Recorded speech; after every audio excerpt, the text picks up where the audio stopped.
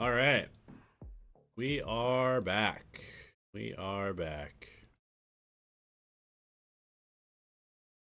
We are back.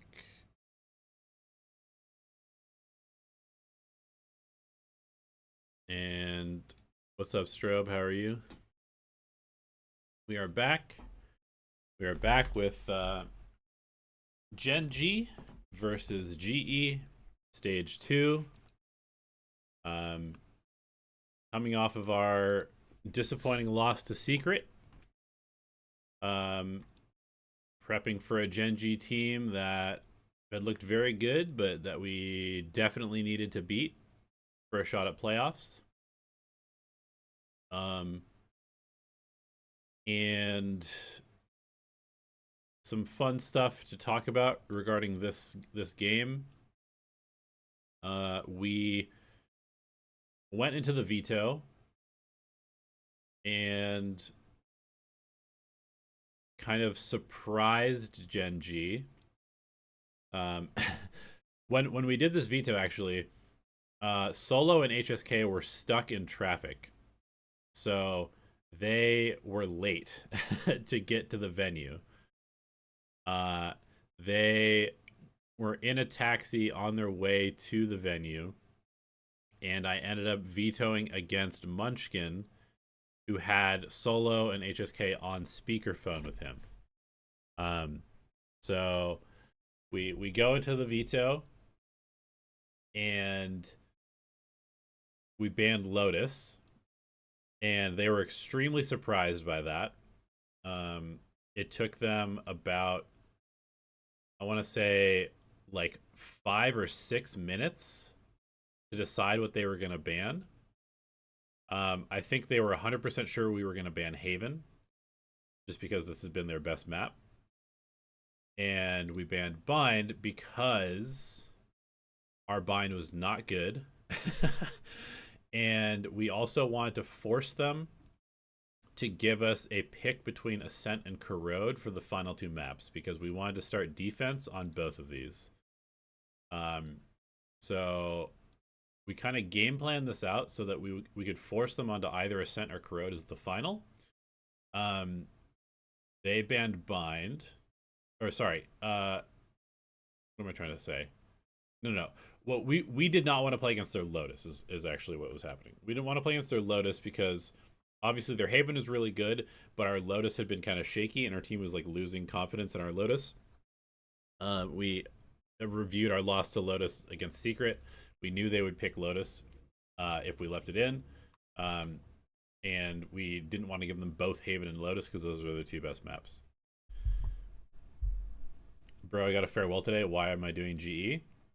I mean, basically because this is fun for me. It's to review all the things that I did this year, to share my experience. I'm not reviewing it for GE. I'm just doing it for me and for the fans.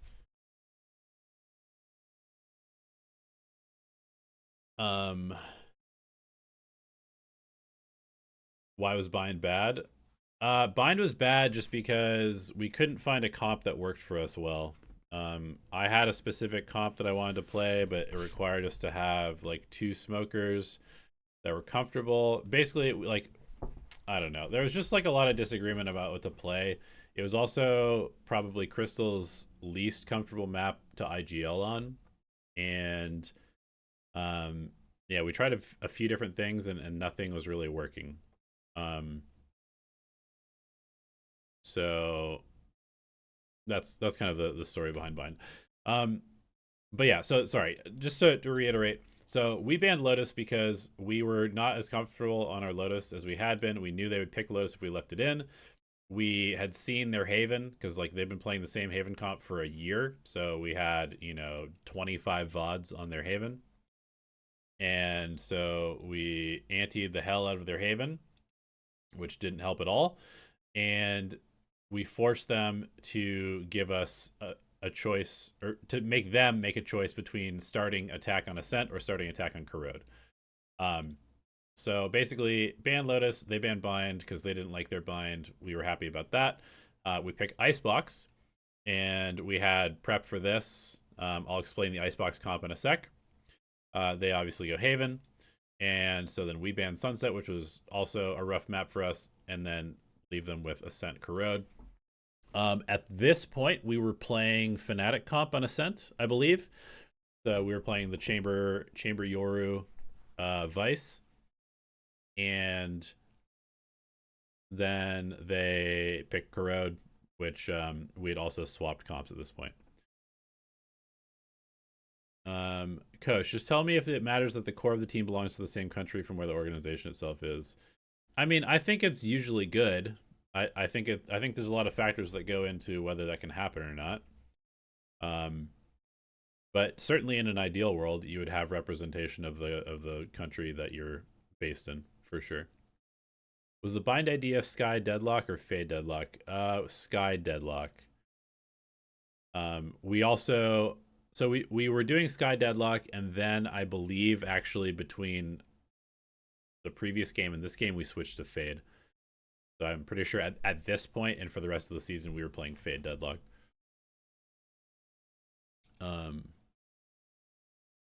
Okay. Let's talk about Icebox. Let's go into map 1 and let's talk about Icebox. Question, right? What is the map that we go towards? So, we reveal the Icebox comp. Let's show the walkout and reveal the comp. GE beat RRQ, so GE should beat GenG today. That's how it works, it's right? the rock, paper, scissors specific, is That's it? exactly how it goes. That's the thing about power rankings here, right? It's not exactly like, oh, just because you've won a Masters and everything, you can beat every team. Okay. Map win rate. So I liked our Icebox a lot. Oh my god! Wow.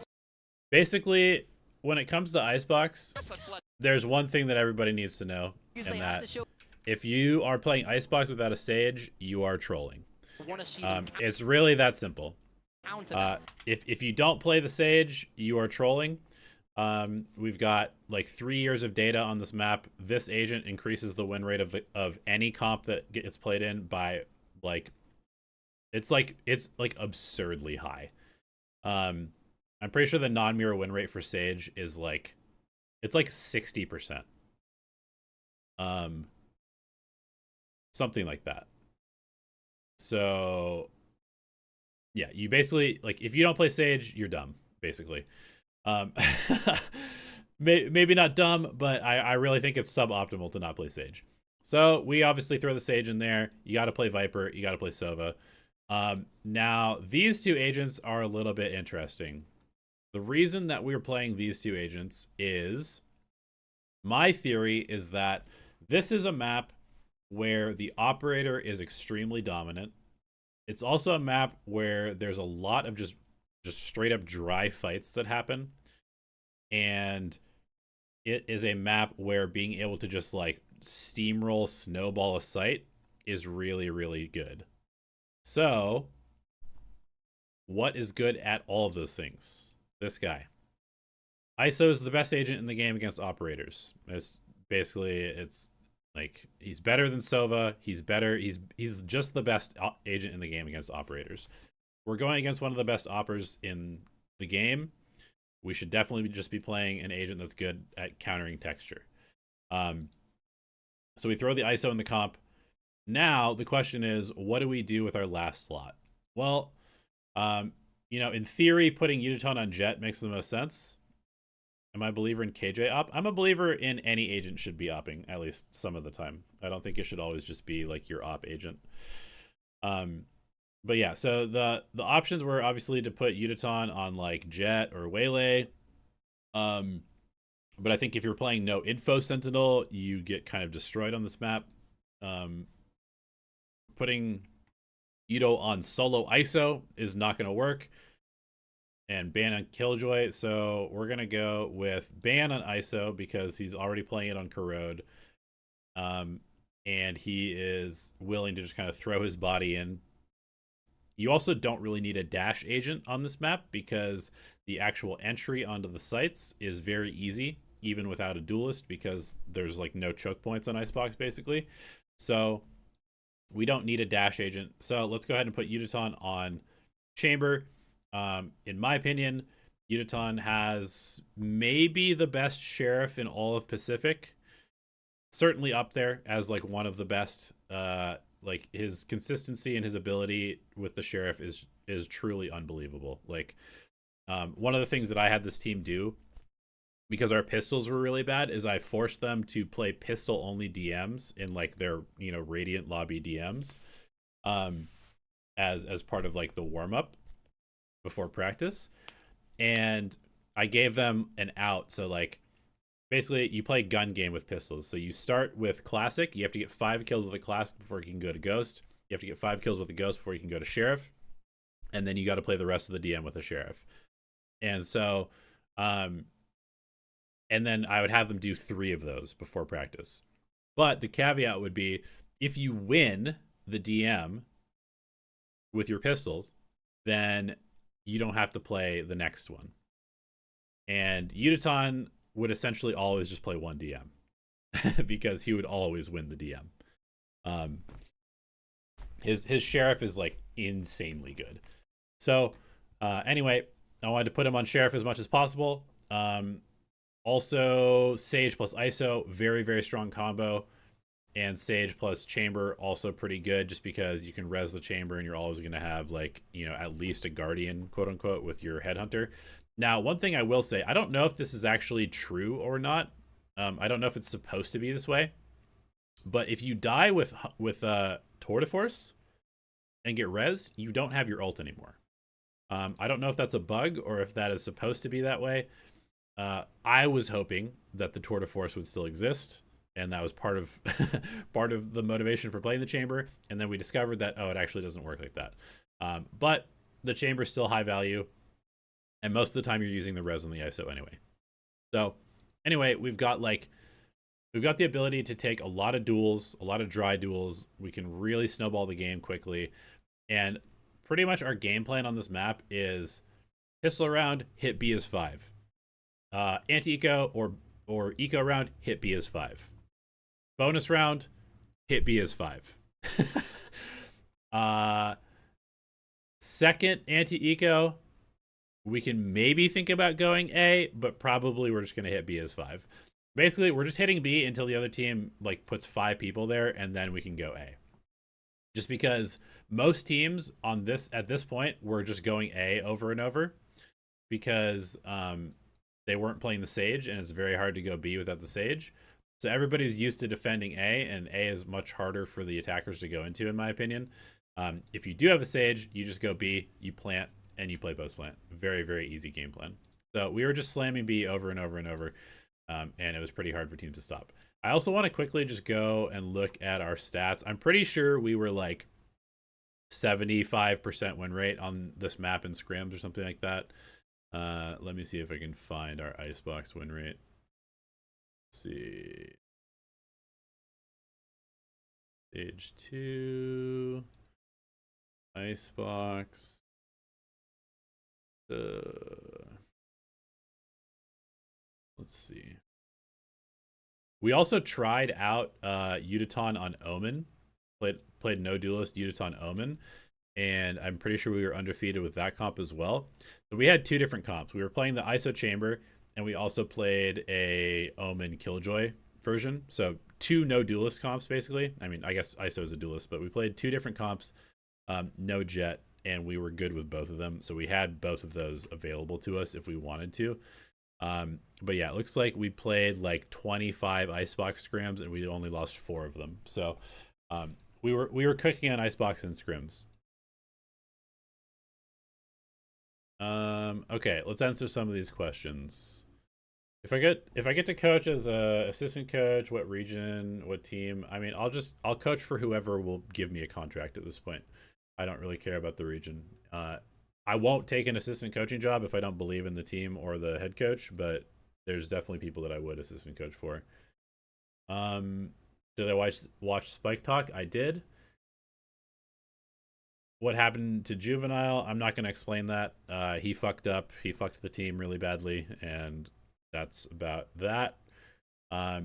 Frost was head coach for Soup League. No, Frost was the head coach for the team.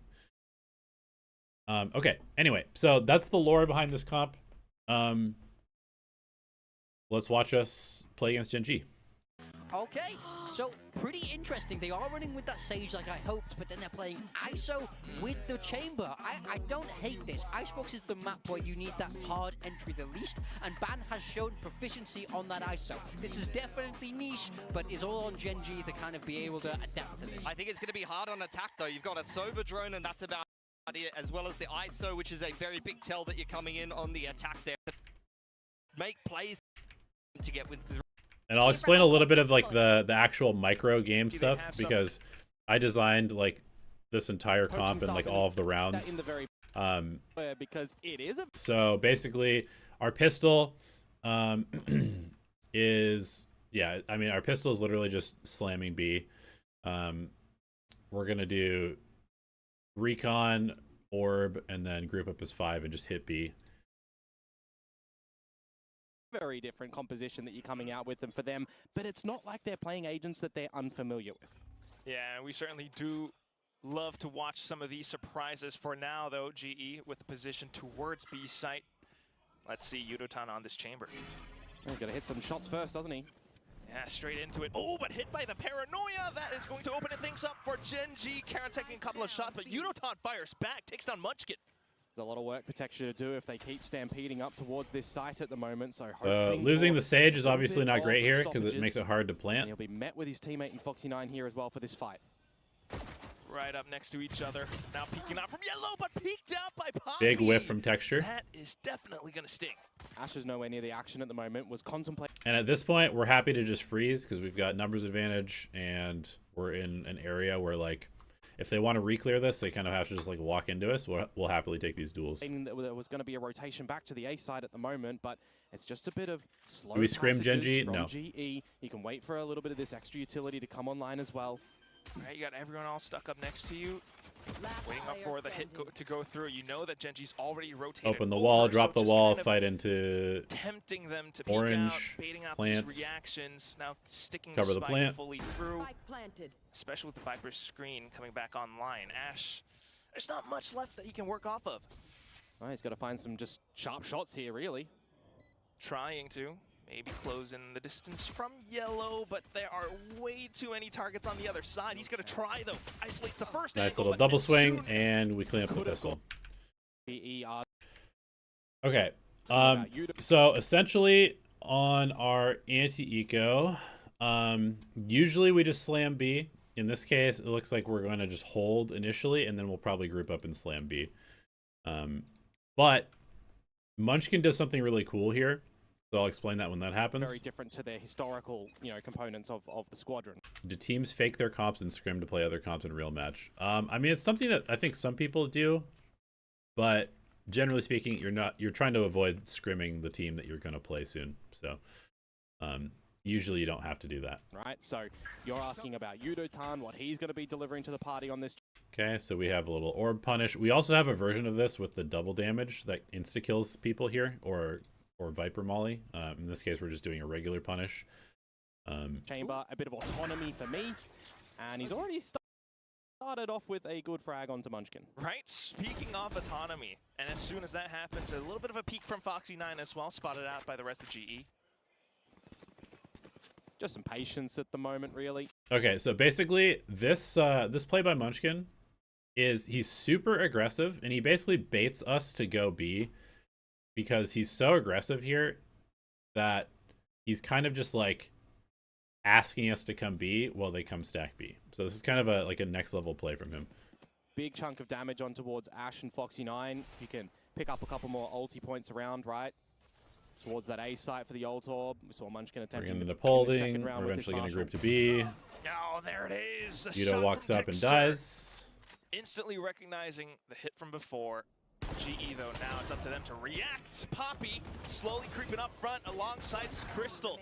It's a big scale into the B site. Yeah, they're kind of lucky that they managed to weather this storm here, because they had an open A site that they could have just gone into. So as long as, that Marshall on the floor. Who is very close to the aforementioned, Marshall. And we win the round. Munchkin is the ideal for GenG, correct. Again, Okay, so the big thing to pay attention to with our comp is just the status of the ISO ultimate. If we have ISO ultimate, we're just gonna hit something. Okay, again, we're gonna go B because of course we are. New standard compositions that we're getting on a Yudaton had this little Bucky tech that he started doing, which he just kind of came up with this himself, where he's gonna put his teleport here.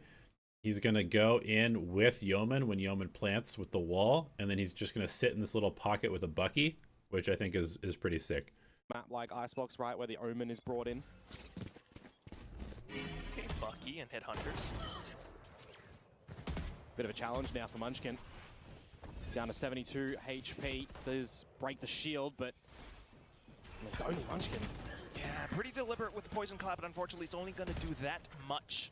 We're still seeing a drone at the moment at the A side of things for GenG as well. They're going to be very late to this retake over at B. Yeah. So and teams really struggled to adapt to the pace that we play this map at, because like we're literally just hitting the site. Like there's no default. There's just we're instantly hitting the site. And you know, part of the reason that we're doing it this way is because we kind of have like one shot to get in, right, with the ISO shield and the Sage Wall. But also this map is so wide that the rotation takes way too long. So even if you hit the site that has 3 people on it, if you have 5, you should win this site, and the two people rotating are just going to take too long to get there. So basically, because this map is so wide, it kind of doesn't matter where you go as long as you just hit it as 5. You will always win the trades, unless your team is shit or the other team like pops off. So basically, we just know for a fact that we can always hit a site with numbers advantage if we just go as 5 quickly. And if they want to fight us, then we're going to run them over. Yeah. There's only so much that Foxy9 can do. Abby, go back and listen like at 5 minutes ago. I explained the entire comp. Even though he is that close to the site. So G's going to take this site. Meanwhile, Texture trying to do what he can. Maybe hold for as long as possible for his team to then take contact, but the flank's been spotted. Good watch by Crystal. Or something else, but regardless, this is a GenG that is. And you can see Yudo tucked in this little corner. Reeling from the losses of the first 2 rounds. Ooh, even as they peek out off the contact of the Gets a paranoia, Bucky, Foxy9 teleports out, comes out with the headhunter. His shots fast. He tries, And Yudo but Yudo popping the is fuck still off. There. Very sharp shots to come out. We can go watch Shots, the POV. great. You can see the sheriff work from It Yudo. really is, you know, that later rotation that comes on through. Crystal hitting that shot as well. Things go from bad to worse for GenG in that round, but it really is just the early stages of this map still, right? So we've got timeout coming through in this Super next clean. round to have a bit of a chit chat. GenG calls the timeout early. And they're like, oh then shit. What are we supposed to do against this? Something that you just go back. So let's see. Another thing, the analysts at the beginning were saying like attack is going to be hard for us because we only have a Sova drone. But the reality is that I think we were averaging like 9.5 or 10 rounds on attack. Like we were annihilating teams. We are annihilating teams on this map. It was like not even fucking close in scrims. Basically, the idea is that when we come through this choke point, we are always using one ability, and it's either a drone or the ISO shield. And initially, when we first started playing this, Ban and Crystal would use both of those things, and it was causing us problems because like if they can shut that down, then we have wasted our hit basically. But then, you know, we figured out that like, okay, we just need to switch it up. Sometimes we drone and we scale, and then Ban uses ISO to take yellow. And then sometimes Ban takes this first angle with the ISO shield, and we use the drone to take yellow. So basically, we just had to split it up where Ban functions as a drone. So we essentially have 2 drones. We use the ISO as a drone initially, especially if they have an operator, and then we use our Sova drone to take deeper space, and we save the recon for our actual site hit or for post plant. So that was kind of how we had the abilities layered. The ISO shield probably being the least important, and so we would usually try to use that to take the initial space, the initial fight, and then we would set ourselves up with the actual recon utility later. Yeah. So anyway, they call a timeout. They're on sheriffs. I'm pretty sure we actually lose this round. And with MCE kind of cooking a little bit in that department too with Elevated, this is a new form for Global that so far at the beginning of this stage is looking promising. Absolutely. There's even some slight overlap with their Corrode comp, but right now at least GE just holding in case GenG pulls off something out of the book. Yeah, just a lot of passive play at the moment. Hearing it earlier on from Pilsky as well, right? When you've just got a single duelist in ban and you've got no real flashes to be able to go in with, you do have to dry peek a lot of angles. You have to go together as a... The thing is, Neon Lover, if GenG opts into fighting us, we want that. We want that to happen. So like their counter to this, if they start triple stacking B long and fighting us B, that is totally fine for us, because then we can either just take that fight with an ISO, or we can just have our chamber contact and then 4 people can hit the other side of the map. Unit. Some good heads up money management from Yudotan at the moment too, right? Farm up towards the tour de force with an outlaw, just shred your... So basically, okay, right here, we're using the drone and the shield at the same time. I don't love that, but maybe we use the drone initially, and then the ISO shield is like the second layer. I think this is maybe not correct. For opponents who are just onto the sheriffs and light shields. Very careful with his approach around the toxic screen as well, the texture. Why not Waylay? Go back to the beginning of the map, David. I explained why we're playing this comp. Has dug himself deep in. We just need to make sure for Global here that they don't take too long before ultimately deciding where they want to end up. It's been quite a bit of time, Komodo. Yeah, 35 seconds to go, and GenG are second guessing if they want to rotate away from this A side. I mean, it's just the sheriffs and the light shields, as I said, right? So it's not a bad idea to just kind of stay here at A. Oh, well, gonna start going through now. 20 seconds left on the clock. Yudotan pushes up, takes down Munchkin. Texture, he begins his expedition as well. GE straight into the site. Foxy9 with a singular kill, but not too much left. Ash to try to do all the work necessary, but at this point, oh yeah, I remember this round. The site and the spike planted. This is definitely a little scary. Texture creeping up, lands a decent shot. Picks up the Phantom for it as well, but as soon as he swings, but the thing is, on Icebox, like even if you're hitting the site with 4 people, like it's not that bad because there's no choke point, and so you can kind of just like fight them. And if you have good shooters and you've got agents that want to duel, which we do, it's kind of fine. B does not allow him to wreak any more havoc. Oh, it gets close. Talk about the time getting the better of you though. GenG now have not really been successful in finding... Okay, so let's see. We've got Chamber ult. We got Sova ult. This play is just going to be like the standard. You drone up off this box, instantly try to tag somebody here, and then Sova ult them. You can see GenG has opted into 4 people on B, or 3 people on B, fighting for B long, with like a double stack here.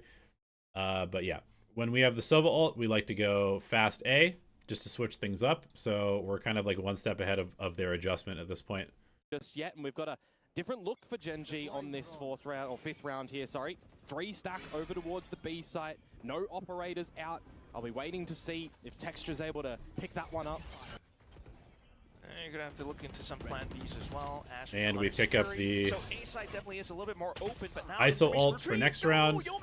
Very quick in towards this one as well, isn't it? Another opening kill for GE. They can set up we for fortify the site, get the spike down. Hunter's Fury kill contract, very powerful. And you can just see like GenG has had to play retake like 4 rounds in a row now. Great anticipation coming out from GE, and now with the 2nd kill, it just cements their hold of the site that much stronger. And we've got 4 ults to work with. Squad. I wouldn't even be surprised with this stalling utility if GenG do just call for a save. They're not given any opportunities to get in. Nonetheless, Foxy9 tries something off of this paranoia. He does get a singular kill, but look at Yudotan. 2 more kills, and there's only so much that Foxy9 can do left. The round is done. Another big multi-frag to come through from Yudotan there in a post-plant. Massive multi-frag. Coming worrisome. Needing to... Okay, so we went for the Sova ult play. It didn't hit anybody because they were playing retake A.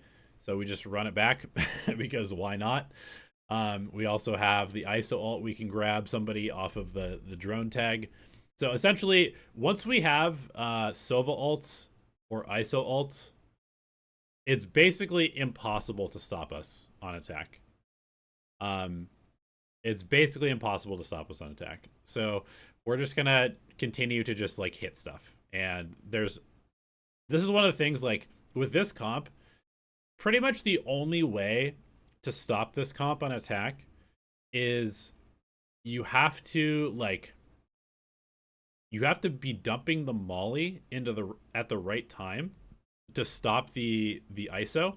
I think basically the only teams that ever gave us a little bit of trouble on this map were the ones that would molly early to cancel the drone / the ISO shield, and then they would have mollies here to stop us from getting to yellow because we had to like run through this area, and they would force us to come this way.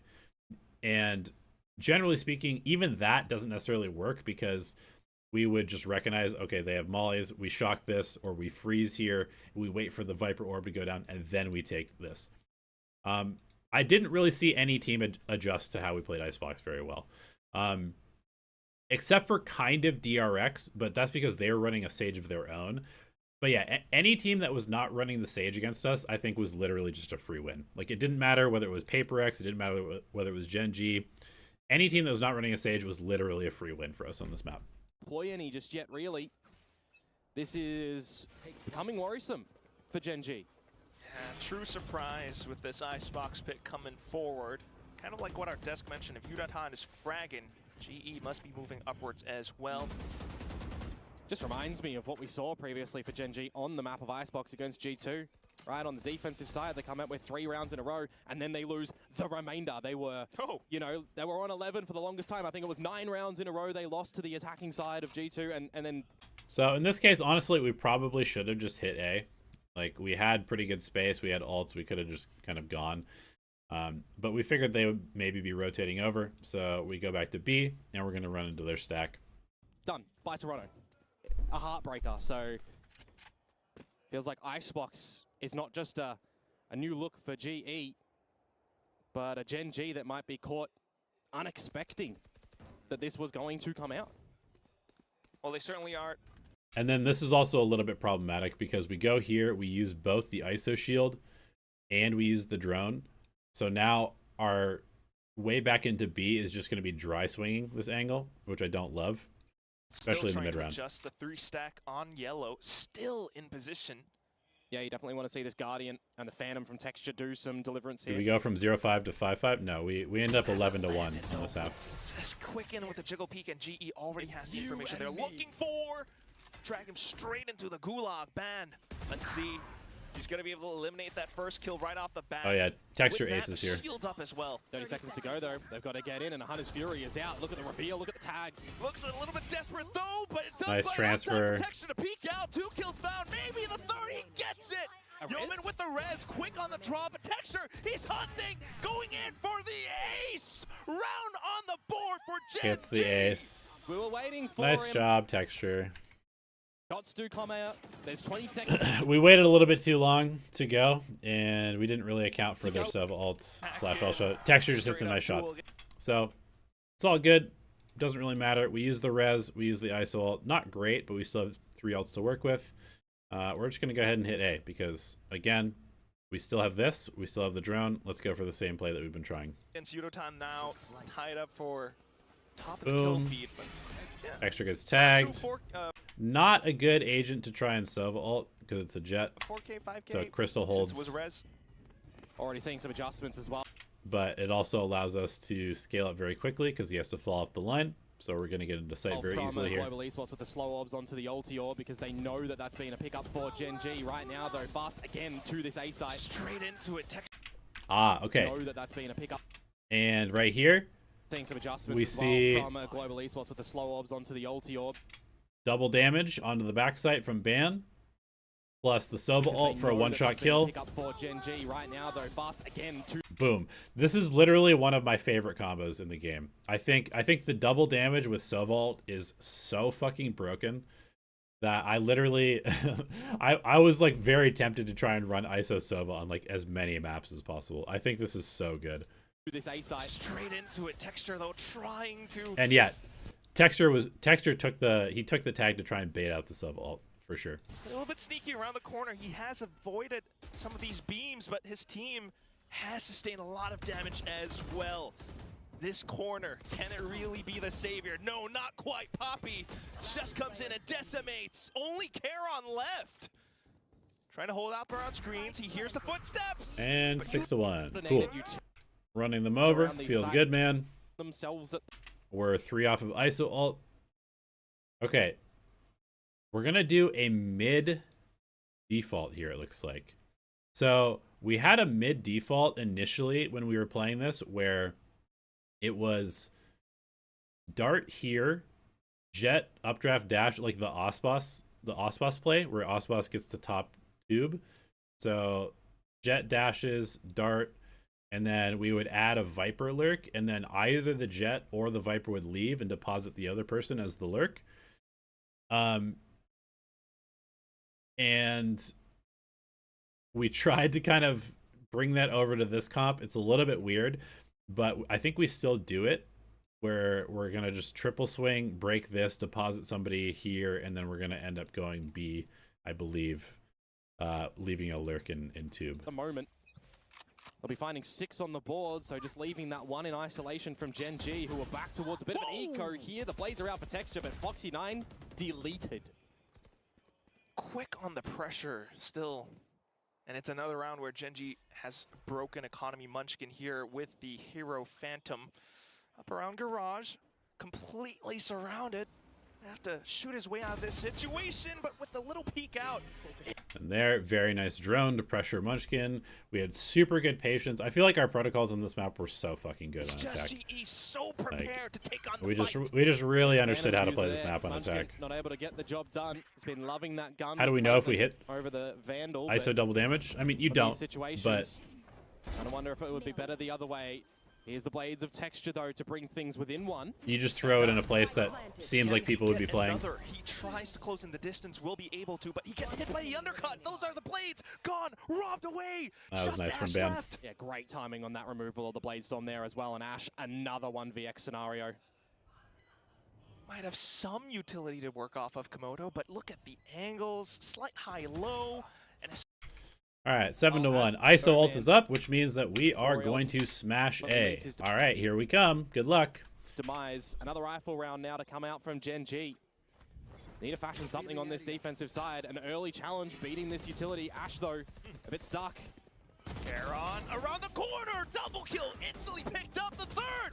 Maybe Wait, what? We didn't use the ISO ult? Okay, doesn't matter. We have not the res. fourth, but still, that's a lot of damage. Yeah, great damage to come out from him. Just an unexpected position to Shroud to step in towards. And now you got Crystal and Yeoman, who has another resurrection online. So he can bring this back into a 3 versus 3. Very proactive from GenG GenG. aware of it as well. Because of that, though, then Crystal watches the back. Interesting that we didn't trade. res the It's ISO. just down to Foxy9 A little bit and weird. Texture. The res comes Probably through. some mistakes were made in this round. Up Harpy too. Gives access to the pit, but they want the fight.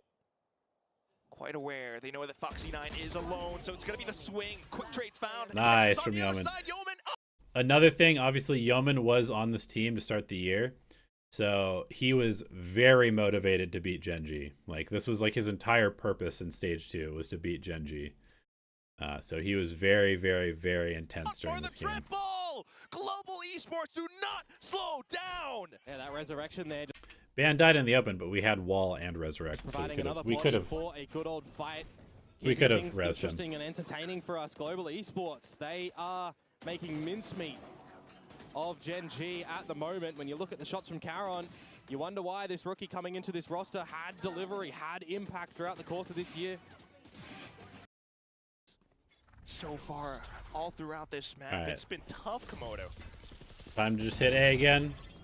Back towards Got the A side ISO again. ults. Just repeating that standard set of utility. I don't know if towards we're the going to use it or ulti not to because it's an eco allow round. Progression slowly from Global. Bit of an amp. Okay, we use it.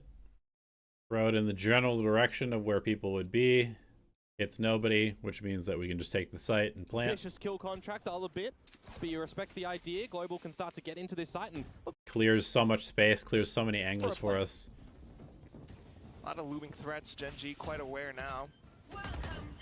Still, Okay, we're doing the Viper ult. So this is like the classic Viper ult from here. Extends all the way out. And then we just play post plant in the Viper ult. site integrity compromised. You've got the pit coming forward. Just going to conceal a lot of position. And it's very good against the Killjoy ult because you can essentially just play in your Viper pit and deny the spike very easily. Yeah, brings out the lockdown here as well with the plant going down, so it's a bit of a big investment from GenG to drop this one down when you consider the pit has been used from Global. There was that kill contract too, so this 5 versus 5 could get wonky. Yeah, right around the edge, back into the pit. You got the flash to buy some space for GenG, but again, the guns are just not quite there.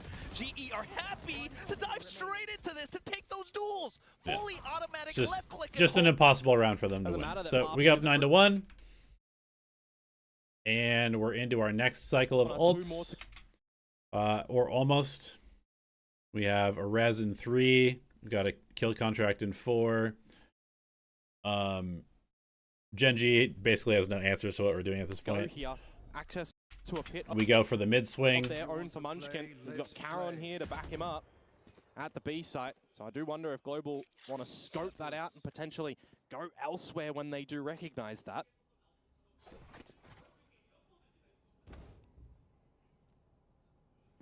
The operator is out now for Global 2. We're double opping. I'm not entirely sure why we're double opping. I just realized. But I guess we just have too much money, so we might as well. Yo, man. Also, they'd started to play a little bit more aggressively in the mains to try and like slow us down. So get a couple ops and hold. As well as this tour de force from Yudotan. Ooh, yellow.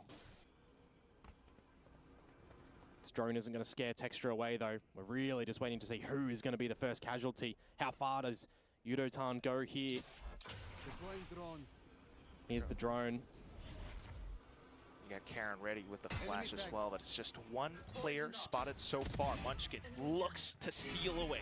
Now that Okay, Yudo comms to us that there's like 3 people on B, so that means just hit A. This is basically just like our anti-eco human drone strat, except we're doing it on a gun round because we have ops.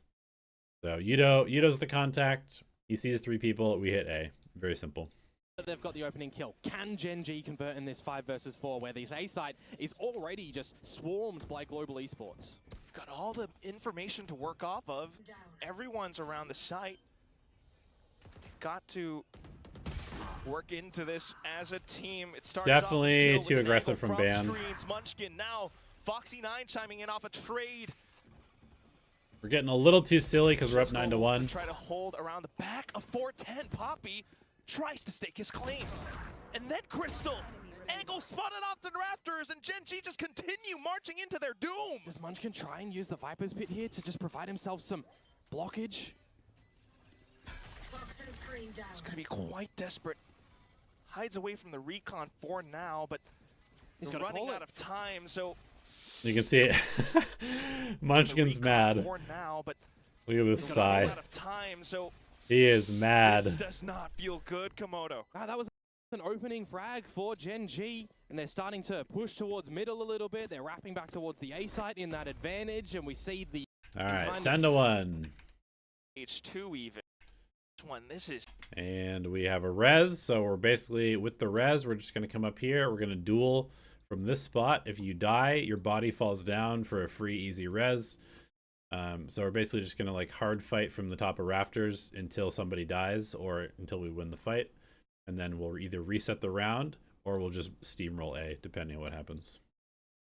This is one hell of a scoreline for Global Esports. Oh, yeah.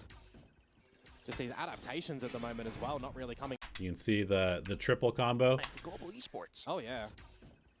Just these adaptations. Triple combo here. We have a slow plus a Viper snake bite plus the shock dart. So this would one-hit kill somebody if they go here. At the moment as well, not really coming out from GenG, not permitted any early fights towards this A site that they're finding in victory. I mean, Ban here, just as the example, again, finds the opener. Astounding performance pushing forward with this Global Esports squad now. Got a third resurrection available for Yo-Man too, by the way. In the first half. Oh my. Last round of first half, and here we go. Karen trying to bail his team out with an angle. 2 kills found. And with the flash as well, buys a bit of time. It's a 3v3 retake. Not quite, since Spike's not down yet. But look at Crystal. And we did a really good job of being patient. Like we would set up for our post plant, and then we would tap. Sometimes we would tap the spike because like teams kind of realize that, well, if we can't fight them when they come in, we just want to play here and then try and flood when they go for the spike plant. And so we started kind of adapting to that. And like, if we knew that they were close, we would just tap and bait them into coming, and then we would just fight them. And I feel like we were just always at the advantage with the fights because we had heal, we had shield, and yeah, it was just like, I don't know. Like I said, I think unless the other team was playing a Sage and could actually like stop our momentum or like retake and put pressure on us with like a Sage wall for retake, I feel like it was literally just a free game. So I was pretty confident we were going to win Icebox. I didn't think it was going to be this dominant, but I was confident we were going to win this map for sure. And Yudotan just holding the angles. And the trademark has just revealed Munchkin as well. A 1 versus 4 to get a second round for GenG. Oh my. Once again, another scenario where Munchkin is alone, might have to pit, but as soon as he peeks out, Crystal's already marked it. 11 to 1. On this map of Icebox here, you got no. So we go into halftime timeout, and we're basically just like, all right, you know, just let's take it one round at a time. Pretend the score is 0-0. Don't get overconfident. We're probably going to lose a couple of rounds at some point. It's all good. Let's see, GenG, they've definitely got to dig themselves. Let's see. Our pistol was Yudo takes aggro contact here. We walk down and 2 or 3 person fight for middle, and then the Viper just plays stall on A. Out of this situation. Oh, actually, the Viper's supposed to go up, grab the orb so we can get pit as early as possible, and then just plays his life on A. You got some pistols, sheriffs as well to back it up. Straight into the A site they stream. Yeah, we'll see what these defenses do look like for Global. Already a big rotation towards the A site. You've got Yudotan pushing in through B as well as Ban up through mid. So they do know with all this extra utility and footsteps that it's going to end at A. It's going to be the plant. GenG just dove straight in though. Smokes all around, but look at GE. Wow. Coordinated on the push. Poppy What's for up, Gobsy? 2. And now Yudotan from the back as well. Foxy9, not a single moment found. And it's Poppy on And boom, 12 to 1. Okay, so obviously, I mean, the map is over, basically. We're going to troll a little bit. They have, like, no money. We have full buy. And honestly, I don't even remember how I think we just kind of get shit on. I think they kind of just shit on us with, like, some nice shots here. A stinger. And if you're Global Esports, you play a little bit more of the distance game here because you've got the more supreme weapons. Okay, so right off the bat, one weakness that this comp has is middle on defense because Chamber is not that good at like holding all of the space. Obviously, Killjoy is really strong on this map because you can alarm bot for this and then you can turret for this or vice versa. So you can actually cover the tube and the under, whereas Chamber can only cover one of them. So GenG is smart, Munchkin is smart. They immediately go for a double lurk middle because they know that's like the main weakness that we have, and so that's going to get them a couple of rounds here. We really need to do. GenG though, trying to slip through with the poison cloud. Yudotan might not be aware. Oh, but he spots him out first. Trades though. Okay. Kind of just trolling with the fights. Now, Munchkin with the way that he crept up the tube. Poppy around the back, trying to do as much as he can with the snake bite as well, just to flush Munchkin away. Look at this rotation though from GenG at the moment. They're coming back towards this B site, and Poppy could pull the rug out from under them if he stayed in the open. Your Crystal as well, starting to come up from Orange, finds a kill, but takes a lot of damage in the process. Yeah, one hell of a call. See if it actually pays off for GenG to keep them in the game. Bear in mind, Global still has the superior weaponry as well as utility. I can hear a couple of people saying right now, 12 is all they get. I can hear it too. What I've noticed is you really have to be perfect as a coach to win stuff in Tier 1. No time for experiments or being risky. I completely disagree with that. Poppy, I completely disagree with that idea. I think basically goes with the when it comes to experimenting comes out, and like trying to designing comps and taking triangulate for risks, a single player I think first, you but at that you have point, to do it in an intelligent way. It comes up. But I think if you play the game too safely and you just play what other people are playing and you don't innovate and you don't sort of make your own stuff, you will never be a top tier team. I think it's impossible to be one of the best teams in the world unless you bring your own flavor to the game. And I think this has been proven basically year after year after year after year. I don't think any team has ever won an event without having their own style that they kind of pioneered. You never see like some random team copy Fnatic and G2 comps and then just be the best team in the world. Like, that's not going to happen.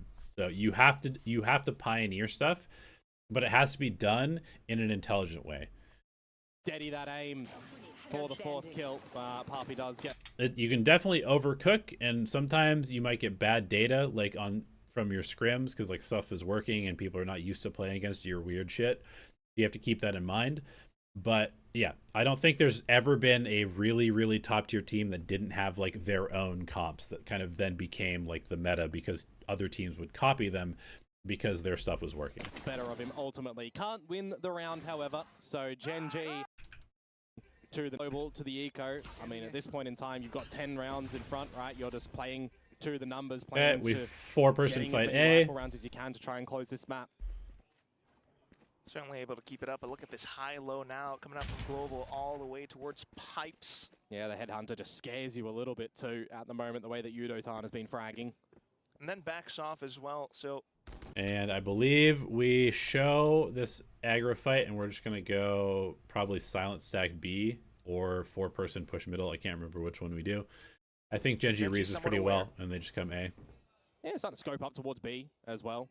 Just dotting I's, crossing T's, leave no stone unturned at the moment. You can't really afford to... Yeah, so this was part of the game plan. Because our middle control is not as good with the chamber, we basically had to like always show here and then go re-clear middle as a team. Sometimes we'd have to burn the drone to like re-clear tube. And if we didn't do this, then teams could lurk on us. But if we were good with our rotations of showing here, fighting, sometimes walling, sometimes depositing somebody, and then quickly coming back to middle and fighting middle, we would almost always like close up the gaps in the map. Lose any of these weapons as well. Absolutely. I mean, you look towards the economy situation that GenG are going to have to weather in this position too. They need to make sure that they are having enough in their arsenal for round after round to try and mount this comeback. Back going up, don't want to allow for GE's ults to cycle forward as well. And now Okay, this is a nice mid-round from Munchkin. They bait us over to A.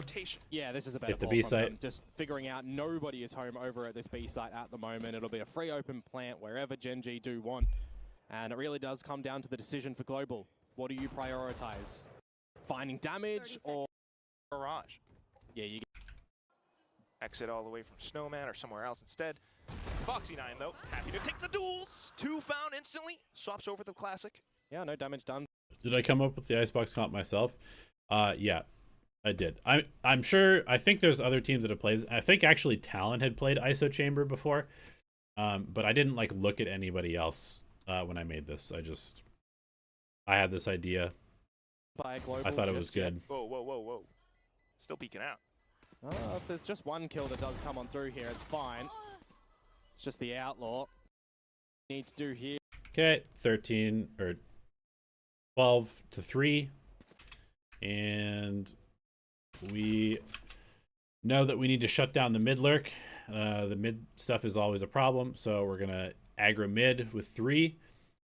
We are going to, I think, deposit Yudo past the Viper Orb, maybe, with his teleport to here, put him on this line like this, so he can control mid for us, and then we can rotate to either A or B, whichever one has the most pressure. Oh. Bit of a mid challenge to come through from Global. I'm talking about Crystal not giving him access to the Hunter's Fury. That is just a superb shot on a Munchkin. A lot of smokes available left either, just Kara now. Ops for Rafters and the drone, both scouting the location. Similar approach to what we saw before from GenG, right? Trying to find some information up through B, see if they can bring a rotation over. With the investment of the Al drone towards A, you're trying to keep Global just interested that it might be a I think I would have liked for Poppy to probably be spotting this a little bit more aggressively instead of full giving the B. I was definitely a little bit worried that they were just going to like walk in and timing him and kill him here. Bit of a later A play. So I love this positioning at the moment, actually, from Yudotan. If he sticks around, he can rendezvous out. And then this was like another thing that we added where if Yudo wants to leave, he can just trip really aggressively. So we hold mid and we get early information if they come back to middle. And then he can go join and help Poppy or rotate to A. If he finds 1 or 2, that'd be even better. Now with 50 seconds to go as this rotation starts to come through from GenG. It's going to convert into a kill as well. It wasn't even Yudotan, it's Poppy on the site. These have just been 2 individual peaks to come through from GenG. And the round might be done unless Ash, Foxy9, Karen can pull themselves a miracle out of this situation. Up around the edges of the smoke, though. The beanie's been spotted. Foxy9 Great shot from down in the Yudotan. dirt. Poppy off to the next as well. And pot shot through the smokes. There's only so much. And boom, 13-3. Put out Corrode, like a new look to this team, and they've done it again. Earns their stripes. They have What's got up, to turn Camper? this How are series. you? Okay, we're going back to Haven. Was definitely a little bit worried. We know GenG's Haven is insanely good. We had some anti stuff for them. We had watched, you know, like 20 VODs of them playing this comp. I had a lot of like habits, ideas of how they were going to do things. But this was not during no range. Chamber still had a range on the trip. Around playing their patented comp on this map. Even heard it from Danby himself earlier. He thinks Texture is a better neon than him. By this, and I need. That's gonna be. Any update on the future? Nope. No team, no prospects, nothing like that. I am giving Giant X a little bit of help for champs, just because I used to work with their head coach, so I've been giving them a few little notes here and there, and I'll definitely be cheering for them at GCC. But I'm not like super involved. I've just sat in on like a week of their scrims and like talked to their coach a little bit about a few things. We play this comp on this map before, so there's going to be. Okay, so going into Haven, obviously very scary comp. We start with a big mid stack because we know that they like to plant B a lot. We double trip this, and we're kind of just hoping that they're going to come into either middle or garage, and we can just brawl them. Counters, there's going to be tells, and it makes me very interested. Oscar, yeah, Oscar's a great guy. He's a good coach. He's a really good guy. Big fan of him. See what the learning for Global has been coming into this series too, with MCE being here, with the team a map up in a 13-3 fashion. Absolutely ridiculous. Currently though, we've got a pistol round underway, and mid is just where Global Esports are wanting to split between. Very precarious. Up towards window, at least he's got a friend alongside him, Poppy. GenG, though, being very cautious as to play. 3-person mid walk. We wall this off. Munchkin has a super deep position. He knows probably that there's nobody A, since I don't think we even darted this. So he's calling them back to A here. And I'm pretty sure we're just going to lose this fight. Around these positions now, information gained, but Yudotan possibly sourcing out contact. Foxy9 as well. Relay goes out. As well as the flash. Ash now coming in. This is the just kill. a very awkward round now. It's a scrappy mid battle, isn't it, at the moment? GenG, though, wanting to double down. Crystal has something to say. Oh, and now it's on the pad. Not really fighting together. Not able to quite land the mark. And with Not that, really a lot fighting of damage together. Sustained. And they know Crystal was towards C as well. He put the barrier mesh there too. So Texture's just going to shift to play Lurk now, as GenG want to get this spike in towards the site. What's up, Arvin? How are you? Does Crystal have any awareness that this could be happening? Puts a little bit more pressure onto Yo-Man to find something at the A site, but now he can just shift into a big flank. Sees the retrieval of Foxy9's utility. It's an opportunity here, Quack. Flank on flank. See if Texture will want to reach the site first. Crystal has to land every single shot possible, but Munchkin Scary got him marked. Off to the next, and it's Yeoman now towards Heaven with his position already. What are the chances of G2 winning GCC? I think lower than in past years, but I think they're pretty good. I don't really have a great sense of the GC What's scene. on the board though, Gen? The championship points for. I think probably the favorites are still like SR and maybe Team Liquid Brazil, but I actually don't really know. I think it's going to be a really good tournament though. It should be pretty close because like there's some interesting storylines. There's definitely some like interesting teams. I'm excited to watch it, honestly. Okay. Teams to get some more We go points for a to 4-1 be in stack contention for this after losing championship top Pistol. four. If they don't get towards a good playoffs run, you're going to start to wonder what do the points really look like as well, right? DRX, RRQ, GenG have played both of them. They got a victory and they got a loss. Basically, our game plan against the Viper comp was to win this A space a lot and try and play on this side of the Viper wall. Because if you play on this side of the Viper wall, you're usually in trouble. So we want to play like on this side of the Viper wall, either on this line or even just like in lobby. We had a lot of like discussion about how to take the space, hold. MCE was big on playing like 4 people here, and this was working for us a lot in scrims. Is we would play like 4 people here and just be patient, and like the Cypher would play kind of retake here, and then they would a lot of times come back into the A lobby. Against the Viper comp, I think this is probably a little bit risky because if you play retake C, you probably just like lose most of the rounds if they go C. But a lot of teams will lose if you play retake C because they try to come back this way. So kind of the counter to that is if we have 4 people here and they go C, then we can just 4-person flank, and then we don't actually have to come through the Viper orb. So this is sort of like the adaptation that we had. Either they come back into our stack at A, or we can just flank from the direction where we don't have to go through Viper utility. So in theory, it works, but in practice, I think, and what I mean by in practice, like actually playing it in an official, is you have to be very, very quick to make this move. So like basically as they're planting, you need to be here with like 4 people so that you can kind of like flood from behind. And so if you're too slow to get here, then the whole strat kind of falls apart. And that's kind of what ends up happening here a lot, is that we're just a little bit too slow and we're not like committed enough to the game plan. There's no opportunity to try and keep in front of those 2 teams now, as opposed to the next 2 series that they do have. Team Secret and Nongshim. Things can really shake up, that's for sure. Ooh. Now into the corner though, Munchkin straight on, square into target. Yeah, just slow and steady for GenG. Again, clearing a lot of these corners, making sure there's no little trap plays that this composition can come out with. Strengthen this Sentinel utility. Forward positions from Yudo Tan. Might even see Papi do that a little bit later on if they want to get a little bit entrapment as well. But I wanted to ask you about Ban. These days I've been able to observe that on stage he didn't seem to have confidence in himself, or at least that's how it looked to me.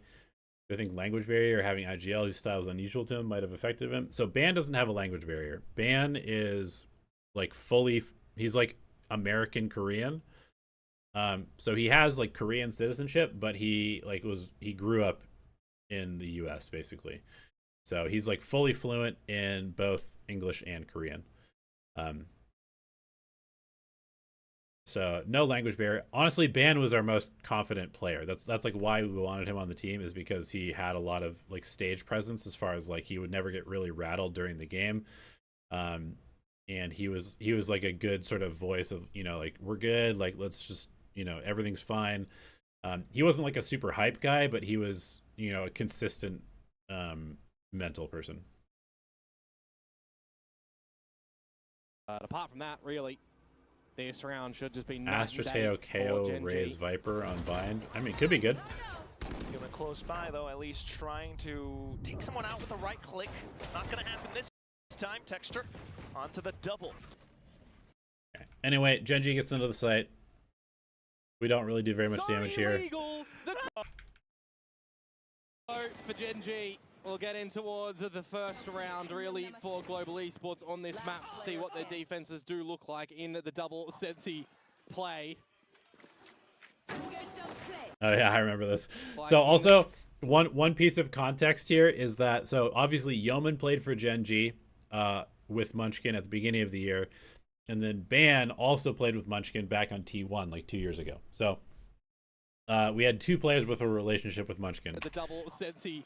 So right here, Ban challenges Munchkin to a knife duel, and then Munchkin picks up a classic and shoots him.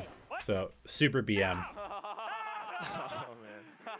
Super BM from Munchkin. Good to hear the laughter there.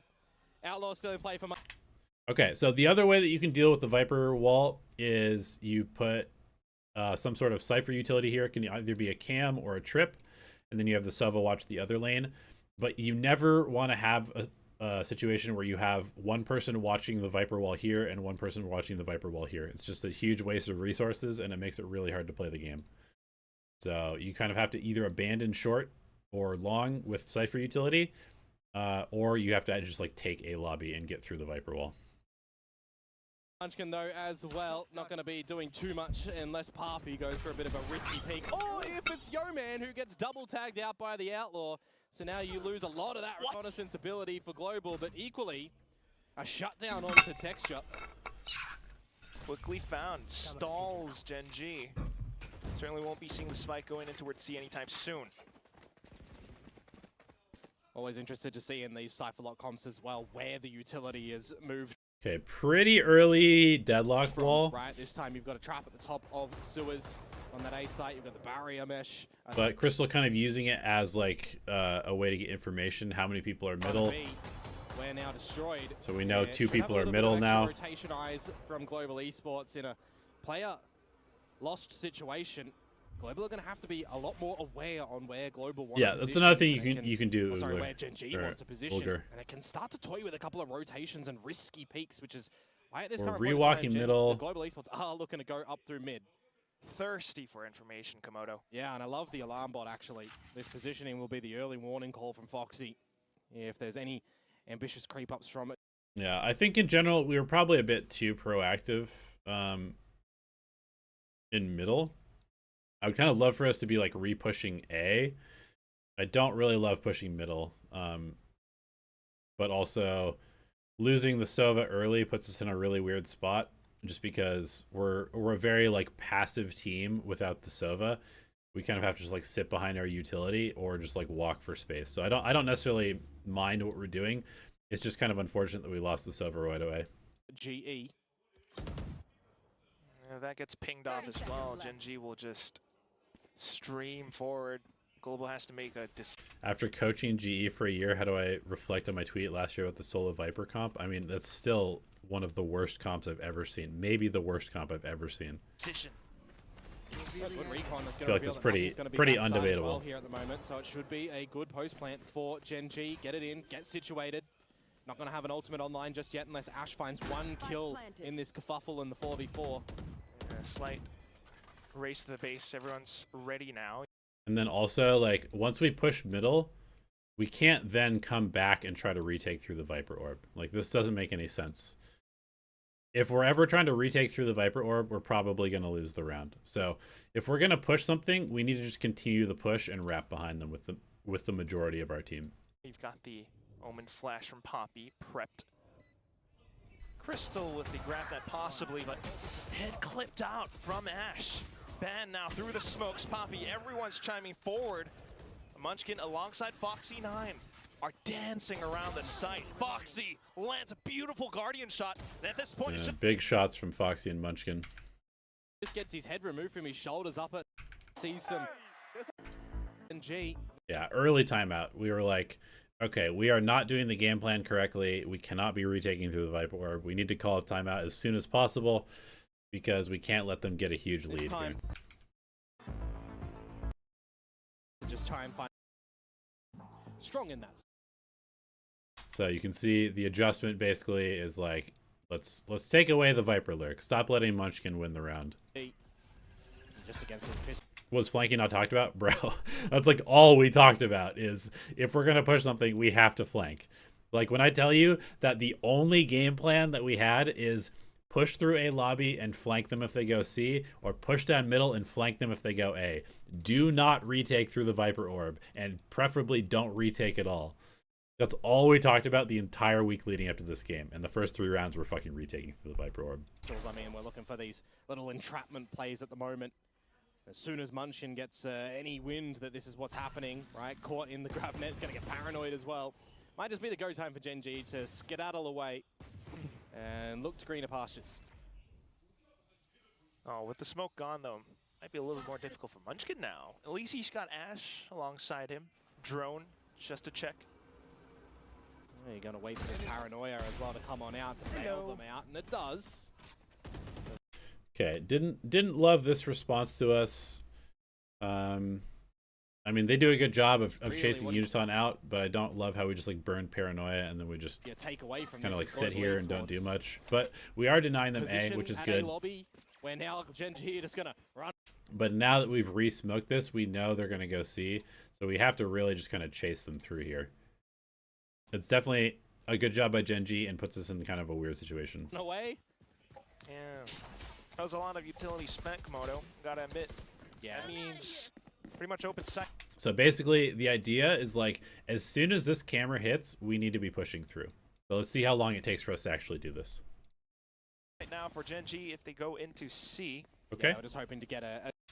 So we do come through, but look how long it takes us to actually clear these angles. Like realistically, I know it seems crazy, but we basically want to essentially just like knife out run this way. Like we have to get through this part of the map so quickly. And yes, sometimes there will be a lurk here and they will kill us, but we have 4 people, so we should be able to trade that and still be fast. So the fact that we're taking so long to like clear all these angles is like one of the big problems. But also I will say that asking players to essentially just like brain dead run through the enemy spawn is sort of counterintuitive and something that's like very uncomfortable for them.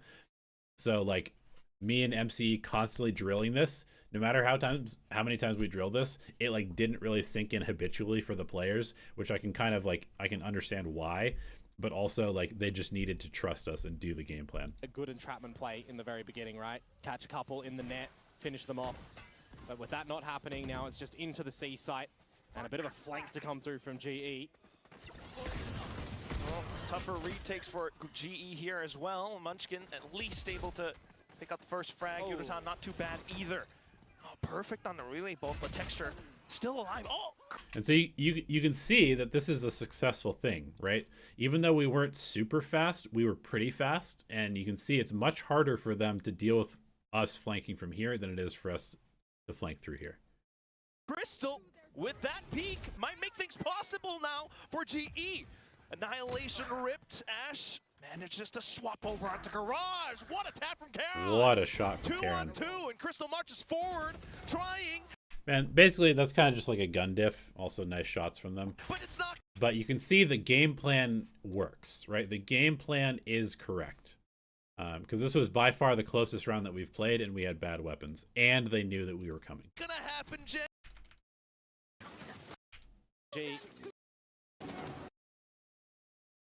So let's see. Are you trying to force GenG into a bit of a rough spot? We immediately go away from this plan back to double mid. I'm not sure why. Seems like maybe we should have just continued the setup that we were doing, but whatever. Very important round for Global Esports now. Timeout. They use at the end of 3, hoping for it to come into a play right here, and that is not a good start for them, is it? Harpy, first casualty. Yeah, Smoke's got not too much to delay with now. Relay has gone in. Unotan as well has spent his sights leaked open. And with that, it's going to be a tough retake unless banned. Got an option for the Vipers. And once you let Munchkin plant with Viper's Pit here, the round is over. So I'm pretty sure. Yeah, Munchkin falls back a little bit. I kind of hope we just save. I don't think we're going to, but yeah, I think this round is over already. They got to put bodies in this pit to clear it out. Yeah, just really prioritize what's needed for GenG. At the same time, got a couple more marking towards the back window. Not from spawn. It's almost virtually impossible for GE. Foxy9 and Ash are just playing post plant, bring it back to the Yeah, so we just save. G to be agent. I mean, what you got to understand, Neon, is we're either retaking with numbers through a choke point that has a Viper orb and a Molly here, or we're retaking through with numbers through a choke point that has no utility. So those are your choices. You either retake through the Viper orb or you retake through an open choke point. It's the same thing, but one of them is obviously much better than the other. Set for them. They still know how the map works. They still want to play with their own strengths and positions. They'll count some extra utility towards this A lobby yet again. And they should be aware that there's going to be some GE members that are scaling up towards here. They see the net, they hear the darts, so there's at least two. You can make an educated guess if it is the same trap play. Munchkin will reveal that now. So, yeah, this is... at least two. Again, we're not doing this correctly. We need to, like, get into positions and hold. We're kind of just, like, wandering around when the smoke goes down, so we get picked by Munchkin. It's, again, it's just, like, we're just, like, not doing the game plan correctly. We need to, like, take the space, get into position. When they go C, if they go C, then we flank. If they don't go C, then we literally just sit here until they come back into us and we kill them. You can make an educated guess if it is the same trap play. Munchkin will reveal that now with the peek out. Possibly looking out for the upcoming ones. I mean, this is, like, horrendous. Like, what the fuck are we doing? Well, the triple bound. Literally, what are we doing? Just completely fucking throw the round. That was so bad. That was so bad. A bit closer for the third. Well, that would be fun, wouldn't it, Corrode? Yeah, it'd be very slower paced action to come through. Call another timeout. Like, come on, guys. Like, either do the game plan, Global Esports are or you're going to more lose. time to practice on. Expecting from Global Esports at a timeout invested for their second. They go in with a buy and a different look. It is just Yo-Man towards the A side again, and he's not going to be going for a bit of a peek to get outlawed or just removed from the situation first and foremost. A lot more of a passive display from Global this time. Almost necessary as well with the ults that they're kind of holding on to. I say passive, Yudo-tan. So the reason we didn't do the A fight this time is because they have this, so we didn't want to get tagged as we scale up and then get sub-ulted. Oh my god, and GenG just peeks. But honestly, like, we can't win a fucking gunfight either. Them So kills we're kind already. of just, Crystal hungry for more, but he gets punished. what's up, Raccoon? This round is done. Not So we get 7-0'd. We've used 2 timeouts. Kind of makes We're already thinking about going to Kuroda Global at this point. Esports to go for these fights. Just always at a disadvantage, it seems. much more awareness coming out as well. Light shields across the board for Global. Look towards Munchkin on these little later lurks to potentially polish off someone very quickly. Although, as I say that, now finally an advantage for Global Esports. Crystal with a freebie, non-traded. Making his position very well known inside of Garage as well. Deters Texture from re-peeking unless he has support. This According is a to time, me, though, who where can be the GenG core players for will GE. flex a little. When they're in these positions and Munchkin's allowed to lurk, we could have built around a few allowed to different call for the cores. team to bring out some bait utility. I don't know what play they're going to his do own with the fire roster, wall though. as well. Keep things very We'll see. interested to see what will happen. And Global are seemingly aware of this at the moment. Keeping Yo-Man here, keeping Ban here. They can shut down Munchkin and really prevent GenG from really securing anything up. But Munchkin punch. Munchkin, I feel like Munchkin just had the read on us too. Like, That's where I talk about the light shields, right? he was just kind of owning us. Position. I have to give a lot of credit to Munchkin. I feel like his Viper on this map. What's so funny is everybody has adopted this comp, but nobody plays like Munchkin. And what people don't understand is that Munchkin is the reason that this comp works. Like, straight up, the way that he plays attack, the way that he plays defense, he is responsible for making this comp work. More than any other player on the team. And nobody fucking plays Viper like him. And everybody is copying this comp, and I think almost every single team that I've watched play this comp plays it so badly compared to how GenG plays it, which is one of the reasons that, like, going back to the question that was being asked earlier, is like, why don't you just copy what good teams do? It's because if you don't understand everything about why the comp works, you are never going to play it as well as the team that made the comp. And that's why innovating your own stuff is usually better, because copying a team just because their stuff is working does not mean that it's going to work for you. And case in point, GenG comp, they have the best Haven in the world at this point with this comp. Everybody else copies this comp, and they're all terrible at this map. Trying to keep himself tucked in. Meanwhile, Texture still buried deep into this cubby position, puts up the fast lane, but not able to dig himself out. Maybe I mentioned it earlier, why was the reason for having Crystal on Deadlock and Yeoman on Sova? Your poison. At least get a single one, if anything. But he closes up front. The because... shorty doesn't meet its mark, though, and Ben sidesteps away. Karen now has to pick up the spike and maybe do something else. Okay, finally, we're going to get a round win. Okay. The reason is because Crystal wanted to play Deadlock, and we also had kind of discovered that Yeoman usually had more impact when he was in control of the information game. So giving him the recon, giving him the drone, he felt more comfortable as a player when he could kind of like manage when we get information and stuff like that. And Crystal like really wanted to play Deadlock. Isn't it, right?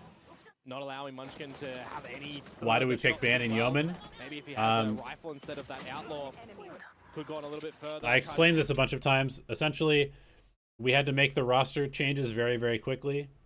And because of that, we only had the options of getting Korean, Singaporean, and Japanese players because of the visa situation. And we needed at least one experienced Korean player with bilingual skills who was readily available to immediately start practicing. And so we were looking at both Ban and Yeoman, and then essentially all of the other options were not available, so we just got both of them. Without Ban, nevertheless, orphaned round. With a round going Global Esports way, are they going to be able to double down, or is it just going to be one orphaned round like we saw from GenG last map? Might not be. There is an opener though again. Okay, so we get a round. We have a 4-person fight here. We're a little bit slow to get through. Let's see what we do. Do we retake B? Crystal From behind or from A-Link? Possibly even more as they continue to try to push forward while the rest of GenG have already set up camp inside of B. Oh, Hunter's Fury going to deny the plan from going down for now. Do GenG want to stick towards this B side or not? That wall is just going to keep Foxy9 isolated out of this play. Okay, very weird round. So we cancel the plant with Hunter's Fury. We push through on the correct timing. We wall Foxy9 off in spawn so we don't have to deal with him. They try to teleport to A as a pivot. We kill the teleport. And now we're in a situation where we're flanking them. They're flanking us. We're holding. What the fuck is going on in this round? These guys turn around as well. So this trio of GE will continue to watch their backs while they... Pixel, I have no idea. I'm not part of the team anymore, man. This could get quite electric here, couldn't it? Hunter's Fury and Texture with that overdrive available. Oh, Foxy. He's still trying to watch for any potential flanks coming forward. Unfortunately, it's Yeoman who gets this drop on him. Which means now, for this GenG core, they've got to make it... Wait, where did Crystal use his ult? Trying to watch for any potential flanks coming okay, he used it close, but then we didn't actually go through the smoke together. Unfortunately, so this coordination is not good. Which means now, for this GenG core, we didn't come through the smoke together. Which makes it way too easy for Charon. And then the fucking Neon ult. Very strong. China, one-dimensional rounds. In and of With Talon dissolved now, who would I pick up as part of GE? I mean, ideally, you would just pick up the whole roster so they can speak Thai. I don't think it really makes sense to like take little pieces of that roster, especially because only Cruz has like really good English. And they're going to be back to the drawing board here. No coach intervention, 2 timeouts already exercised. It's the team that has to try and we go back into the A fight with the 1-person C. Let's see how fast we are on the flank here. I'm going to guess it's going to be too slow. Finding some... Another thing also is like a lot of times we would come here and we would just be making noise. We'd just be like spamming the smoke, making noise, which is not what you want to do. You want to get here and you want to just go totally silent so that they don't know what's going on. But if they hear like 2 or 3 people spamming here, obviously they're not going to come back into A. They're just going to speed up, and it kind of defeats the entire purpose of this plan. Success. The trap play around the A site. Why is it Neon jumping and running? Because Yudoton was not comfortable. And he probably needs to call on for the some agent. assistance here, because that's where GenG are prioritizing towards. Smoked off, so Ban just to play it And he was safe as tired of well, getting just baited by dividing his with team. teammates. GenG meanwhile get free reign. Munchkin to watch the back. Oh, he spots them out. Gets a couple of decent shots in. All he needs is the information there, though, right? Sees a lot of bodies coming in that flank. He's just going to skedaddle away, and GenG will opt to plant on the reverse side of the site instead and go for some CT spawn play. Now for GenG to wait for their opponents to really stream in. The drone being marked. Okay, relay bolt to soften up the side as well. Munchkin just start things off. Oh, he sprays! Another triple! Yeah, so at this point, we kind of shown this plan. They had adjusted pretty well to it. I mean, we basically just got fucked. Like GenG completely outplayed us on this map.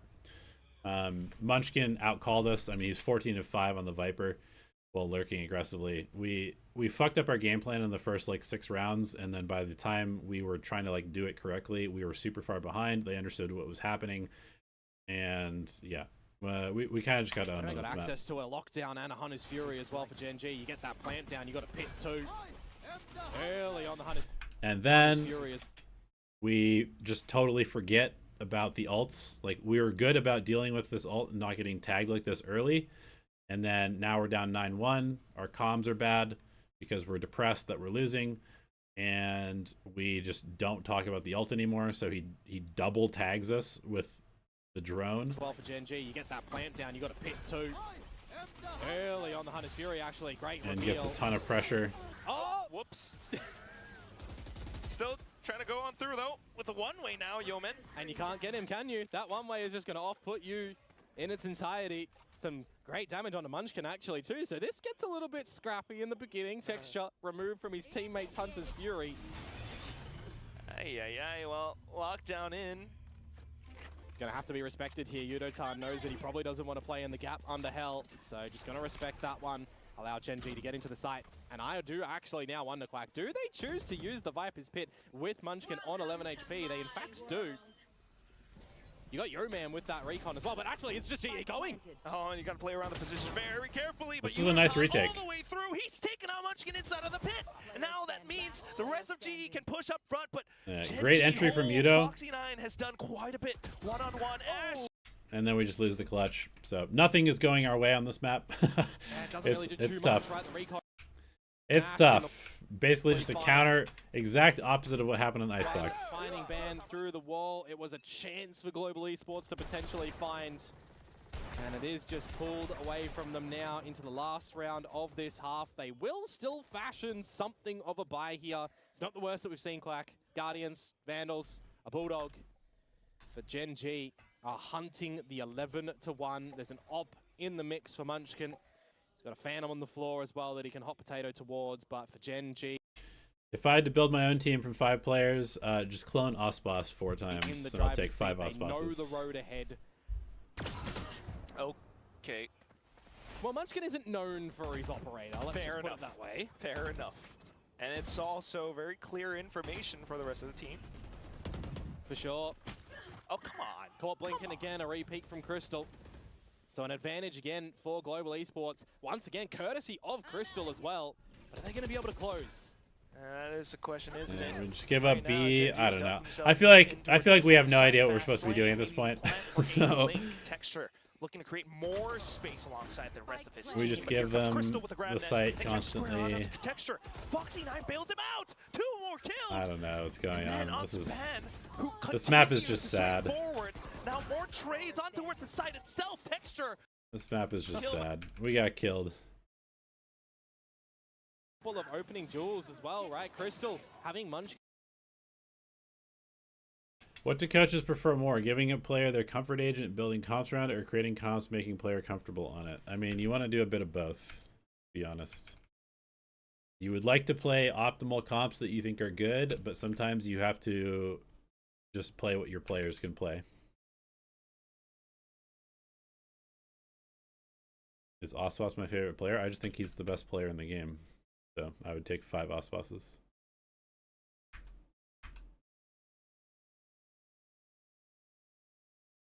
Would I pick Foxy9 last year if he was available? No. They're heading in towards 4 players of GenG.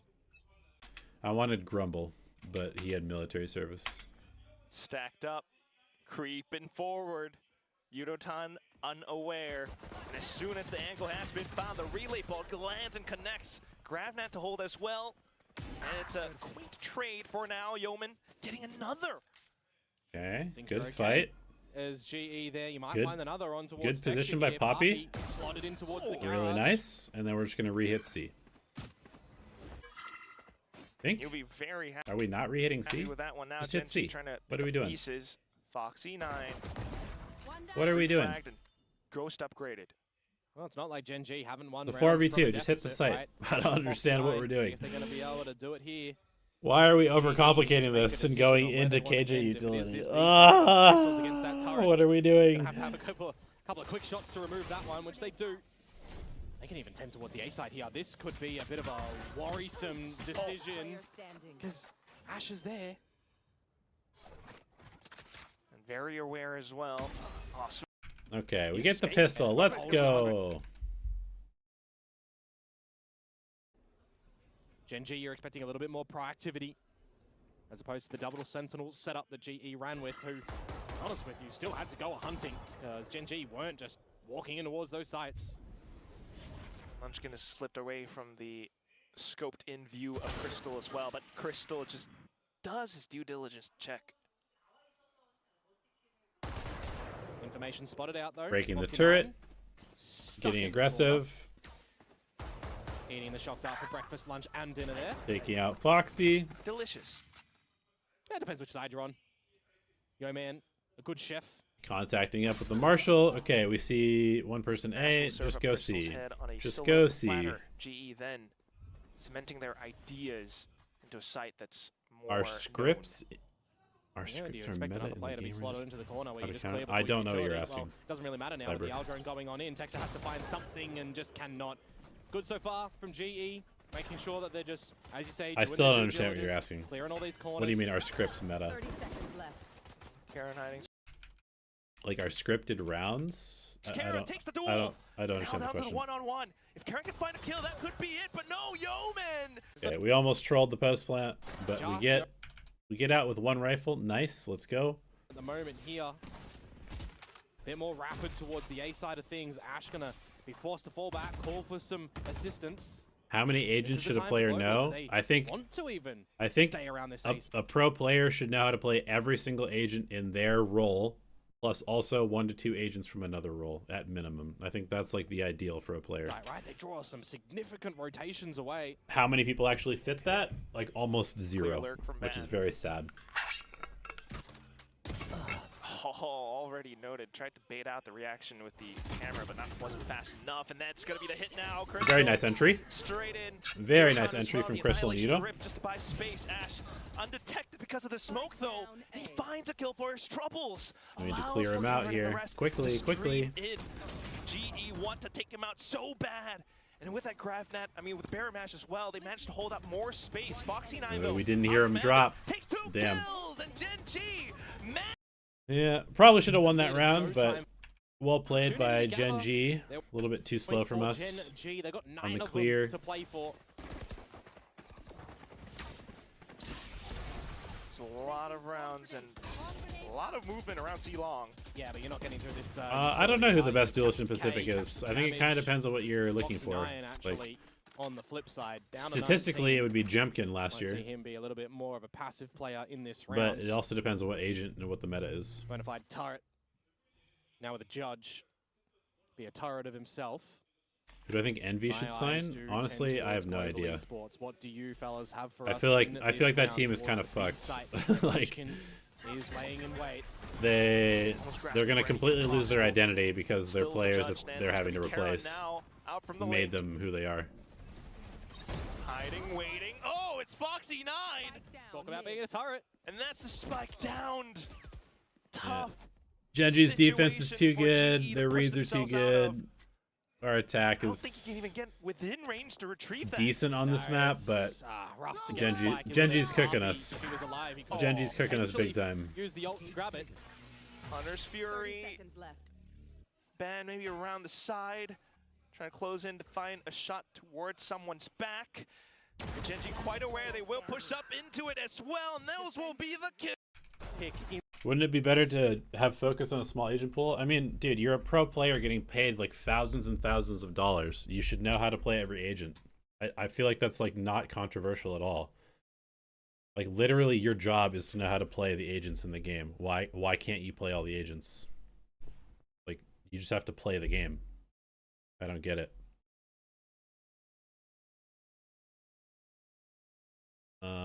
For current meta, is Hyunmin the best? No, I just told you. Jumpkin was statistically the best agent, or the best duelist, and it kind of just depends on what the meta is and what agents are being played. Attacking side.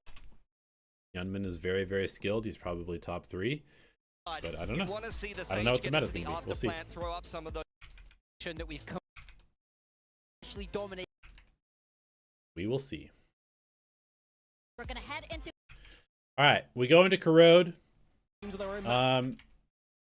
I will say Sure, I going like- into this map, we had switched up a few things. I was a bit concerned, and MC was a bit concerned that they might anti us because we'd shown this comp twice, and it was a bit like, you know, we sort of like shown our game plan. We'd shown a little bit of weakness on our attack side. So we were a little bit worried that they might have some answers, but we were pretty confident going into Crode. So we knew what they were going to do. We knew that their comp was pretty good, but we thought we had pretty good ideas against this. We definitely thought we had a chance. Basically, in between getting 13-3'd, well, first, obviously, we 13-3'd them. We went into Haven knowing that it was going to be hard. It was hard, and so we go into Crode. We're like, all right, it's fine. That was their map pick. We know that they're very good on Haven. It's all good. We'll go into our map, and we'll just play our game, and we have a very good chance of winning because we're starting on defense. We're good on this map, et cetera, et cetera, et cetera. We'd never lost this map at this point still. And yeah. How was it to work with MCE? What was he focusing on? Matt was good. I liked working with him. I learned quite a bit from him. We argued quite a bit. He had like some very different ideas about stuff and comps than I did. So we definitely had like quite a bit of conflict on like some of the ideas about playing the game. He was definitely right about some stuff. I think I was right about some stuff. But I think that it was like a pretty good relationship. I don't think we had like the best synergy. Like I probably wouldn't work with him again just because I think that we kind of fulfill similar roles in a team and it wasn't as complimentary as it could have been. But I super respect him as a coach and I think that he's very good at what he does. And it was nice to be able to work with somebody that I respect, that has a lot of experience and has like stuff that I can learn from. To get down towards the nitty-gritty. So for GenG, they're opting for a similar attack pistol that they did against DRX here, but they've actually changed the position of Munchkin and Foxy9. So keep a check for where Foxy9 looks to do things over at the A site. Meanwhile, here at B currently, Yo Man just going to slow them down a little bit with the wall, with the orb as well, and make GenG sort to reroute towards middle perhaps. What G roster was the strongest? I think our strongest roster was our first 5 this year. Well, before we had visa problems. 3 stack on the A side from GE as well, Komodo.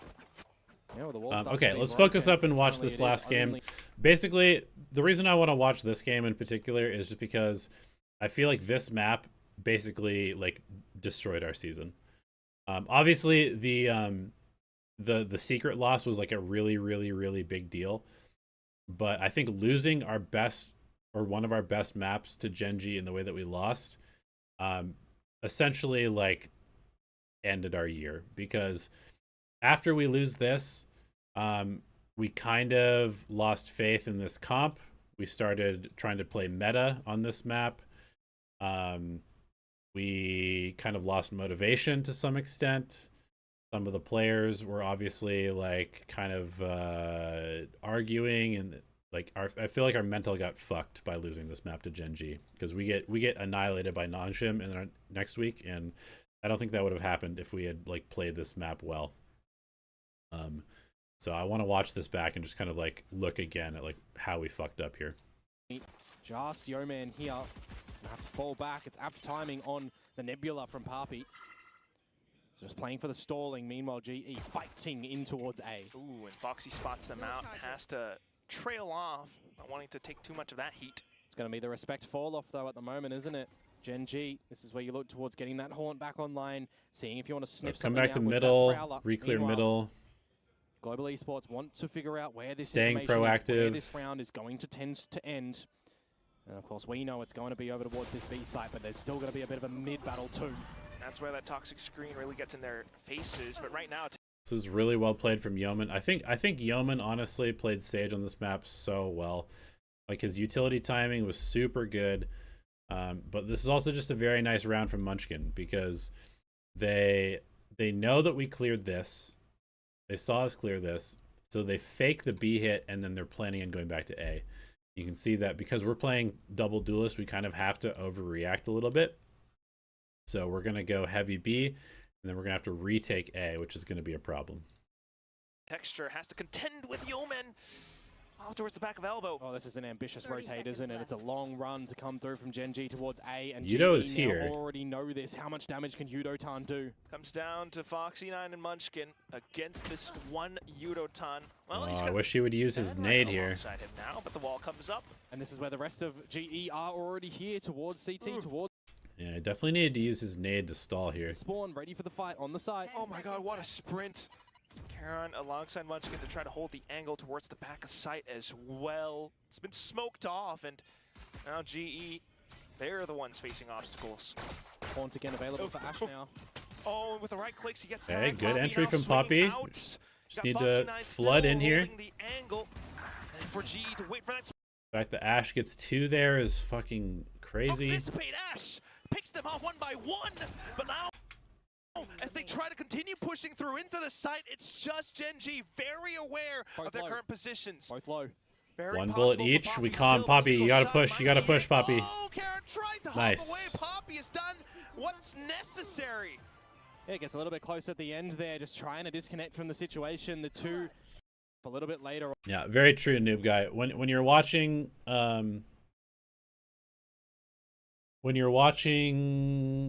the games after the fact, it's much easier to see mistakes. That is true. That's why VOD review is useful, but also it's why it's a lot of like the takes that you see of people being like, why the fuck did they do this? They're so dumb. A lot of that's like misinformed, because there's so much stuff going on that you just don't experience unless you're actually in the game. What are my thoughts on Ares, honestly, as a great low buy option? I think it kind of depends on the map. Rounding and a lot And you gotta spend some time being good with that gun, because I feel like it's kind of a hard gun to use. of adaptations for both of these teams to try and figure out in Okay, let's see. Our buy is okay. the midst of this map.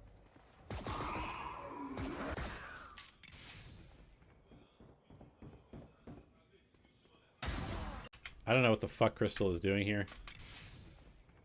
What is this play, Crystal? Bro, he's what is he doing? He's looking at the mini map as he just walks out into middle. I guess Poppy doesn't expect them. He doesn't con that he could be here, so maybe this is partially on Poppy, but also Crystal, like, he's literally just running into the open looking at his mini map. You can see him looking at his mini map here. Aiming into the wall. What is Great this? shot to start off though, Crystal. Just stampeding through. Didn't get the call, unfortunately, from Papi. Spotting nothing in through mid. The fuck It's a was gun that? retrievable and upgradable here currently for GenG. And what do they want to do beyond that? That's the thing for me right now. A deficit position for Global Esports, but looking to take the space. Okay, Yeah, good for push using from it, Ban now it's just and Ban Yudo. being able the to suss trade. out as much as possible too. Munchkin coming back in to reinvestigate. You can't even look to do a little cheeky wall yourselves to get up and over on this one, because Foxy9 is down. So it comes down. We've got a giant gap in middle, so these guys kind of have to stay here because we have no idea whether Munchkin is in behind, which is why Yudo's watching like this, Band's watching here. And then these guys also have to just be aware of this or even spawn. So more damage again from realistically, GenG. we should probably it's some forward be lines like, from these Global guys Esports probably over need to clear towards mid A together. still. And we need to Happy kind of enough like if mid is explored from collapse GenG currently. together. The duelists will hold each other in hand and look for the collection. Otherwise, we're going to get isolated here, which is what's going to happen. Possible to shield as well. Ban, but at this point, it's too close. Luckily, He's gonna hold down we his hit our crosshair. shots. Oh, One kill, God. 2 kills. Outbound from Yudotan. The smoke coming out from And just a Poppy good as well, hold by to Ban get and that Yudotan breathing overall. room. Really good from them. Expecting to That could have gotten really bad for us. But we win the round and go up 2-0. We go totally switching up what we're doing. We put Fade over here, and we're going to play aggro B. and trying to get into playoffs, trying to have a good playoffs run. You can see Ban is ready for double damage. And I think off of Yudo's contact, I can't totally remember exactly what the design of this play is, but we want to be nade slowing off of contact with a double damage on top, I think. But now into this bonus round, a 4-stack from Global Esports over to this B site. Right at the choke point. There's the trap play as well. Okay, it's not great. I think we're supposed to do it off the tap of the orb, but we just kind of went a little bit early. GenG kind of Because just doing it like that doesn't make any sense. Like, they're not committed to the area. I think we thought maybe they were more committed, but good job from GenG kind of like sniffing out the trap it. as well. Meanwhile, Munchkin, Foxy And 9 now again. we have to go worry about middle. We probably want to leave one Trying to person on steal this line. themselves I don't upwards like of how this we're A leaving side. all of the space. I really, really don't like how we just like fully give this up because now we have no info here if they want to come back. Lone Crystal. Yeah, I'll see what he's going to be But able we to do are here on with our the shadow bonus, so I guess it profile. kind of makes sense to It's, stack a bit. the mid battle that, well, just collects everything, isn't it? As quick And they just as you blink. kill everybody. GenG, well, so it's an idea. Absence around the map. There's nothing in towards mid, no audible sounds. There's nothing over towards A as well. So it's an idea that there might be a bit of a different look trap play over towards B. The undercut just kind of reveals everything, and then the paint shells, well, they just get... So we'll see what those adjustments do. Okay. So now we go into the double damage with the Odin. 2 people stacked middle spamming, and then we've got the Sage at B solo. Look like, but now into the real depth of this one. The Odin already burring out. Ooh, But it's the and then those Yeoman gets adjustments do caught look like, here. but now into the real depth of Did he slow? this one. The He did slow, but he gets caught out Odin here. already burring out, but it's the first casualty. Yeoman Honestly, if he wins this duel, we probably win this down, round. and Texture can get healed up. Yeah, past 3 rounds been throwing that slow orb. Now GenG takes the drop against him. Smoked off though, Poppy trying to block But it we're off. in an And okay he's got spot. Ban pushing The up only down mid. problem is that Munchkin we was didn't get running any back for a kills, and they potential heal did. there as well, but they've picked Texture instead. Double stack in Well, middle. if he gets back on his fragging form, We give up that there's 2 definitely people middle respect by the 2 people decision. shooting. We'll have to see The here. Prowler. Yeoman down. They deposit Lots of Munchkin. healthy time to explore still around. Come for back, GenG. re-clear They middle. want to still go towards this A site though. It's where Crystal was spamming the Odin. He is still here. The Crystal on an headshot. off angle Okay. here. Spotted out. Crystal still going to be a bulwark for the ace site. And now Yudotan Yudotan pushing out. re-clears. Ah, maybe a situation if Munchkin did get the heal, he would have been It's a able to really find that big kill. duel to lose there. Nevertheless, Ban has a challenge coming towards him now on this A site, and he's going to have his health and is removed. And tried to get ahead of the Nightfall, or at least to reposition as well. As long as he stays hidden here, it might be good for GE. GenG then just focusing Yeah, on I getting mean, spiked down. Neon They see the Neon shadow is low, very so they strong on know this that map this for is a sure. dirty position. That's why no one on GenG is currently overextending to be spotted on out. Really nicely done. Yeah, Foxy just now wins 2 spotted. individual 1v1s. Enough Basically towards wins link them the round by position. GE himself. just trying, but Gonna have to a little bit- save. Yeah, Foxy winning the 1v1 against Crystal and then winning the 1v1 against Ban there just wins them the round. starts to Actually, I kind of want to go back to look at this 1v1. more even footing like Moto. Okay, so Crystal gets seen first on this angle. So his angle is a little bit worse than Foxy's, I guess, or he's like too far out or something. Really starts to give us more even footing for Yeah. both teams. Oh, well, Okay, 2-2. Not the worst situation, but we're on an eco. We've got Ray's ult, and we have a hero. No, I think this is actually pretty good on ISO because you can just go Vandal, no shield, and then you can just pop your shield when you want a shield. But I think it's totally fine to just like naked Vandal sometimes. I don't know if it's going to be back towards some simple plays, And we're simple gonna go ideas for a B GE. fight, Stack looks with like. 4, get that showstopper in if you can Low Poppy? find an advantage. Just lucky enough that the Poppy doesn't get his little ponytail removed. It kind of looks to me, maybe we didn't have enough reps against Neons. Because I feel like we just don't understand the timings of the Neon on this map at all. Like we're getting beaten on this angle multiple times by the Neon already. And if you can find an advantage. Just lucky enough that the Poppy doesn't get his little ponytail removed on the shoulders there. Looking to pre-aim any haunt positions that Ash might have thrown. And then this is just like, again, yeah, I think I think this is literally just us not playing against enough Neons because we're double stacked on this angle, and this is like a perfect Neon stun. It's both people. We really need one person here, one person here, and one person here. And probably we should have like some sort of utility out also. We peeked in, got the relay vault up and ready as well. Texture's just good for the spray transfer. And realistically, we should probably just like have Udaton with his rocket here. But The yeah, I third don't know. bound. He doesn't even take any damage. And the Prowler in to check out Poppy as well. Mr. 4K, he's looking for it, he gets it! Okay, that's it. No more Stop. kills. Yeah, so this is just a nice round by GenG. I feel like our setup is also just kind of shit. So we call it timeout. I'm not totally sure what our adjustment is. We will see. They're opting 8. This has some long CT rotations, and there's not a Neon being played or a Yoru being played for GenG. Oh, sorry, for GE. It's tough. Light armor, good outlaw by Texture, good job like paying attention to that by GenG. Oh, sorry, for GE. Yudo just a little bit in the open, gets picked. Ooh. That's a real rough opener, actually, for Yeah, Global really Esports. bad An start outlaw. further in. And actually, they just have the outlaw. This is nice.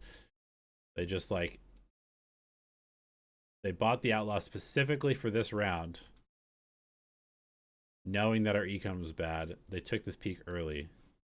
Damn, that's actually very nice from GenG. When you've got light shields across the board, a regen shield in there for Crystal. Udotan falling means the access to the showstopper is gone. A lot left for the rest of the G squad to really do. Ban just trying to hold on for information around 8. Almost every position here for Global Esports is a one and done, right?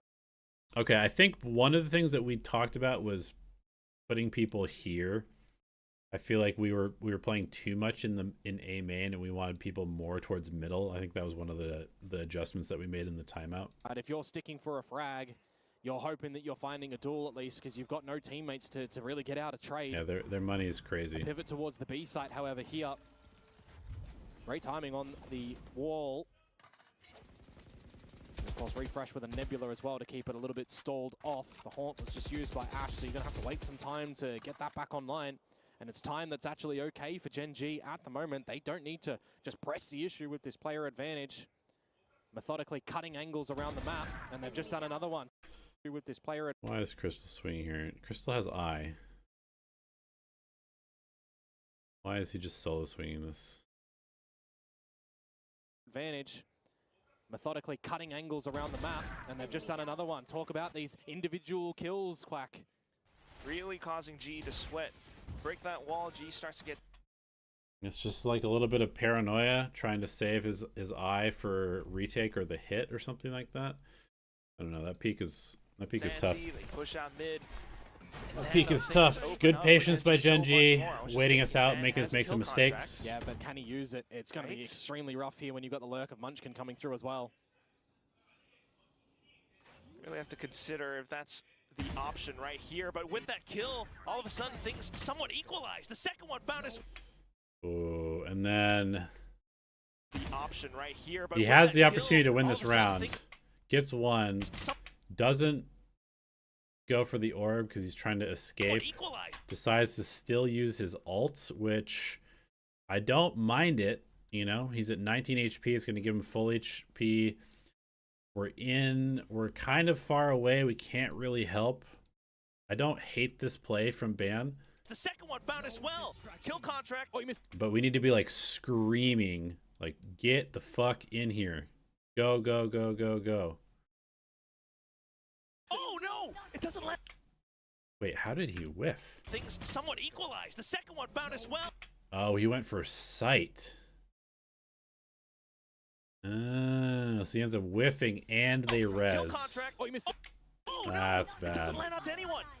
Foxy9 brings his fallen teammate back up into the game as well.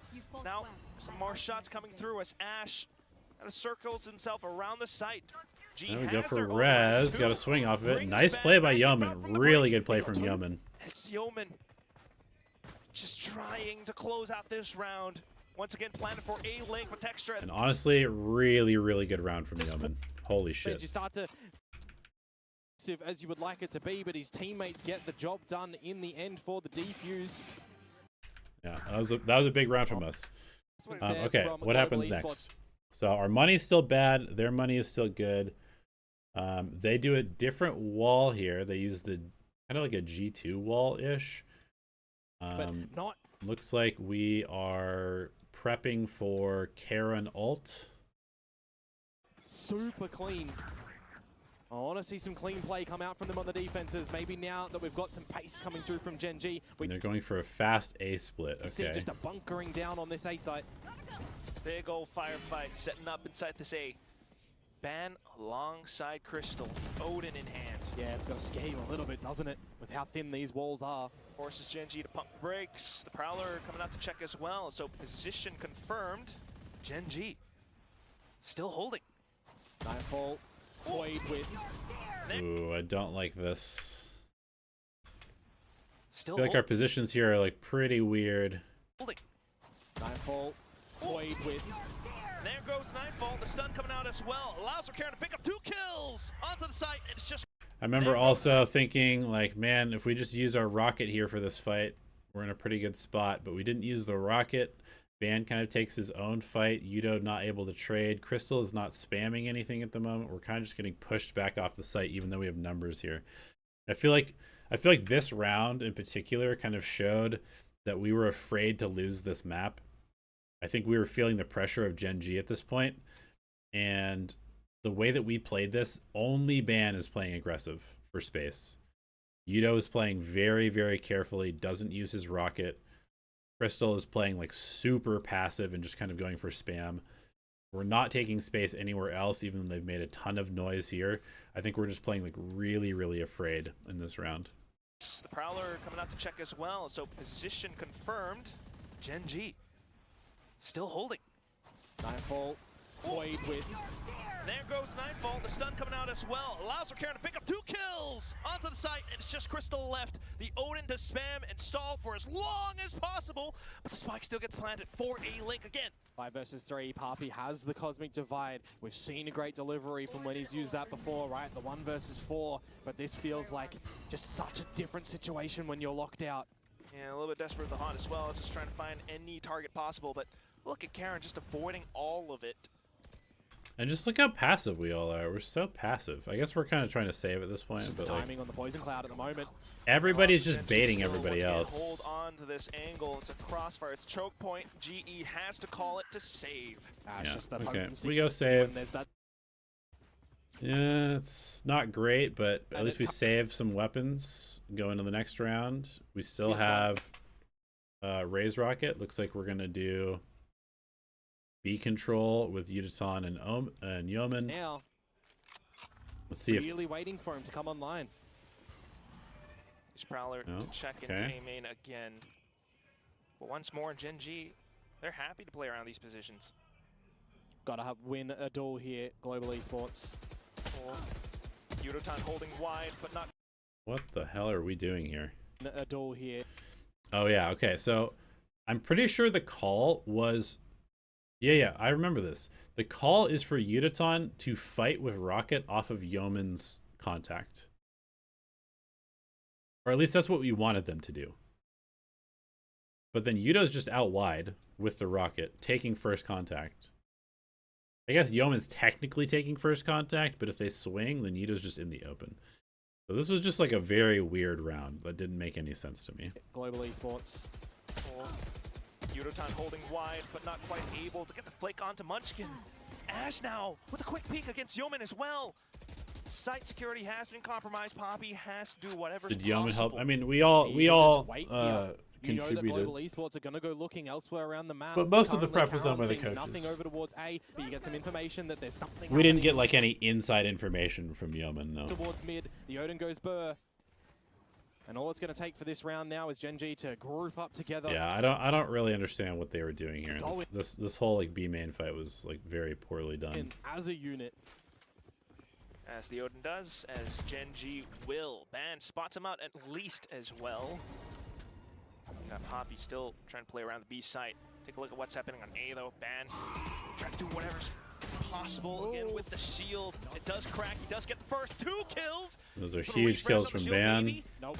Ash, yeah, there it But is. just not enough. Poppy gonna get caught as well. Yeah, So just a it's really crucial for a bad little bit. fight on B that kind of lost us the round. Now we've gone what, like 3 rounds without using the Rocket, which is just really, really bad. Like we need to be using this ability to win a round.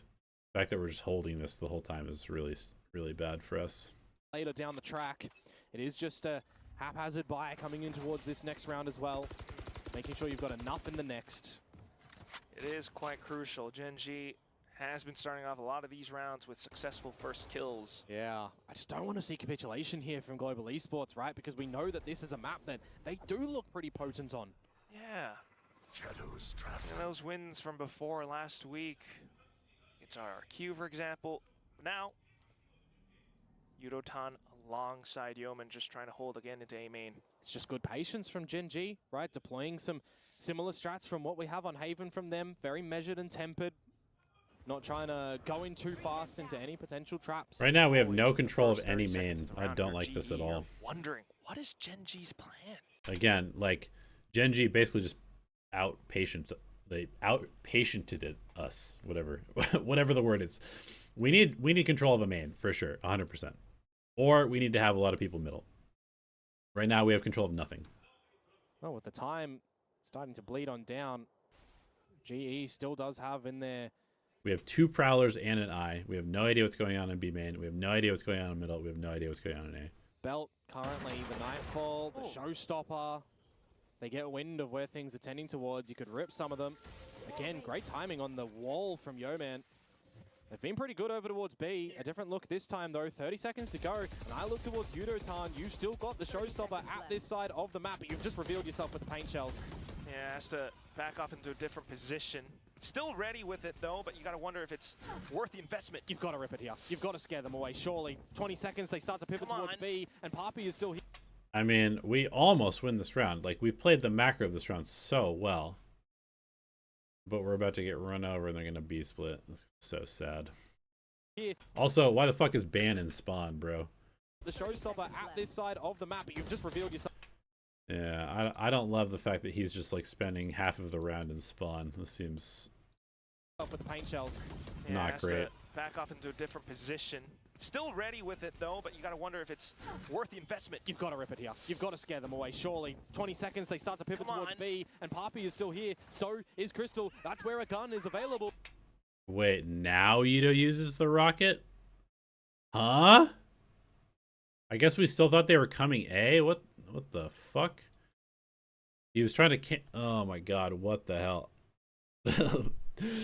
What the hell? Now we use rocket? Jesus. into the corner. He's looking for it. Oh, let's Texture slip. But Texture slides back with the overdrive. Crystal trying Oh my god, I remember this. for it. Oh, I mean, it's very hard for Poppy to hold this position with a Sheriff. He probably should be peeking from here, to be honest. Because this shot is like really difficult. And then Crystal kills one. Hits Munchkin down. Hits Munchkin down to like 5 HP. If he dies here, they don't have enough time to scale up and plant. Or maybe they had just enough. Munchkin is just jumping on a trampoline in towards the site there to get the plant down, and he does so successfully. God, I remember this round. This is so painful. The fact that we used our raise rocket like that, and then we lose this round. Oh, the pain! The pain was so fucking much. Oh, watching this is so hard. Everything's being blocked off. It's gonna be fucking exits or hell, save at this dude. point. Oh, that comes down to the wire, doesn't it? God A damn it. rotation with less than 20 seconds to go. See if there's any extra in the next round. So it's the showstopper as well, I believe, popped from Yudotan at the timing where the plant could have potentially gone down at the other side of the map, right? So you understand the idea that if they are trying to still go there and go for the plant, remove that. But Munchkin, I mean, I don't know how he's been able to jump across there to get that. Yeah, I mean, that's crazy. Just also, like, just the fact that Ban is, like, in spawn, rotating back and forth instead of just being on a site at that point. There's definitely, like, some small mistakes that we're making. Pretty big mistakes, actually, with, like, the raise rocket and stuff, but fuck. Second timeout deployed. Have definitely been impressed in how the team is shifting a lot of focus on Global Esports. A lot more coordinated as H2 from their Viper walls, the G currently, changing things up on this map either, right? Okay, and then this is, again, another nice adjustment from Munchkin. Picking up the operator, realizing that since we're playing pretty passive, maybe he's got the opportunity to take some space and find picks. So is this the time for them to just come out with some differences on the back of that timeout there too? Or just... Our adjustment here is we want to make sure that we're here. We want to own this part of the map so we don't have so many of these like late round rotates through middle that they're doing. We just need to make sure that we have this, because then we can go either site. Happy enough to keep playing the way that they are, as GE hasn't really pressured them too much. Well, they have brought out the op. On Munchkin. Who, yes, did have that little moment back on Haven, but still, information found in towards the A site now. Yeah, you've got the double stack up on the duelist in Link too.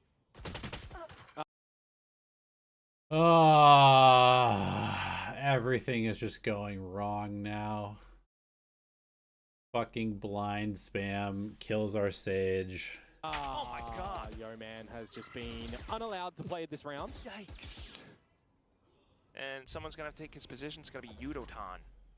Yeah, this is where it's unfortunate. That is a smacking headache now towards Yudotan as well.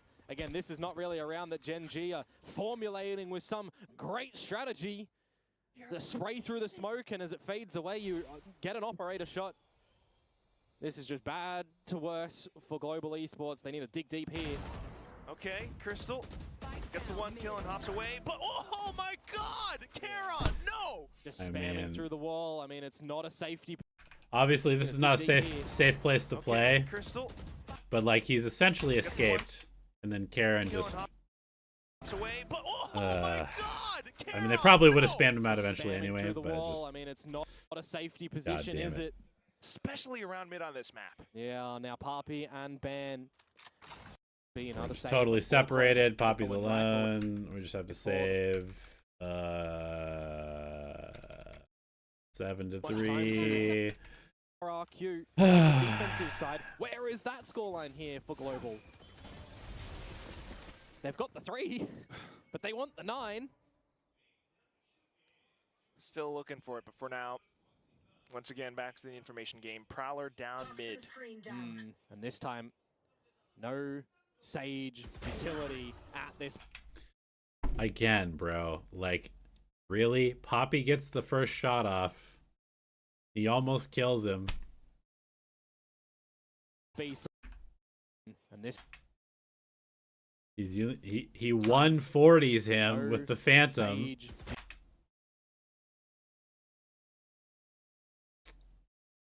Come on, can we catch a fucking break here? Utility at this B site, and no Parpy either. Munchkin with the operator, hitting the shot this time. This is very nice from Munchkin, So though. cognizant of G's positions. How do you play this map when you've got no smokes either, Quack? You would have to fumble here as GenG, you'd think, to give an opportunity back to Global Esports. I mean, a kill contract and a Nightfall, you could have a bit of a flood play together.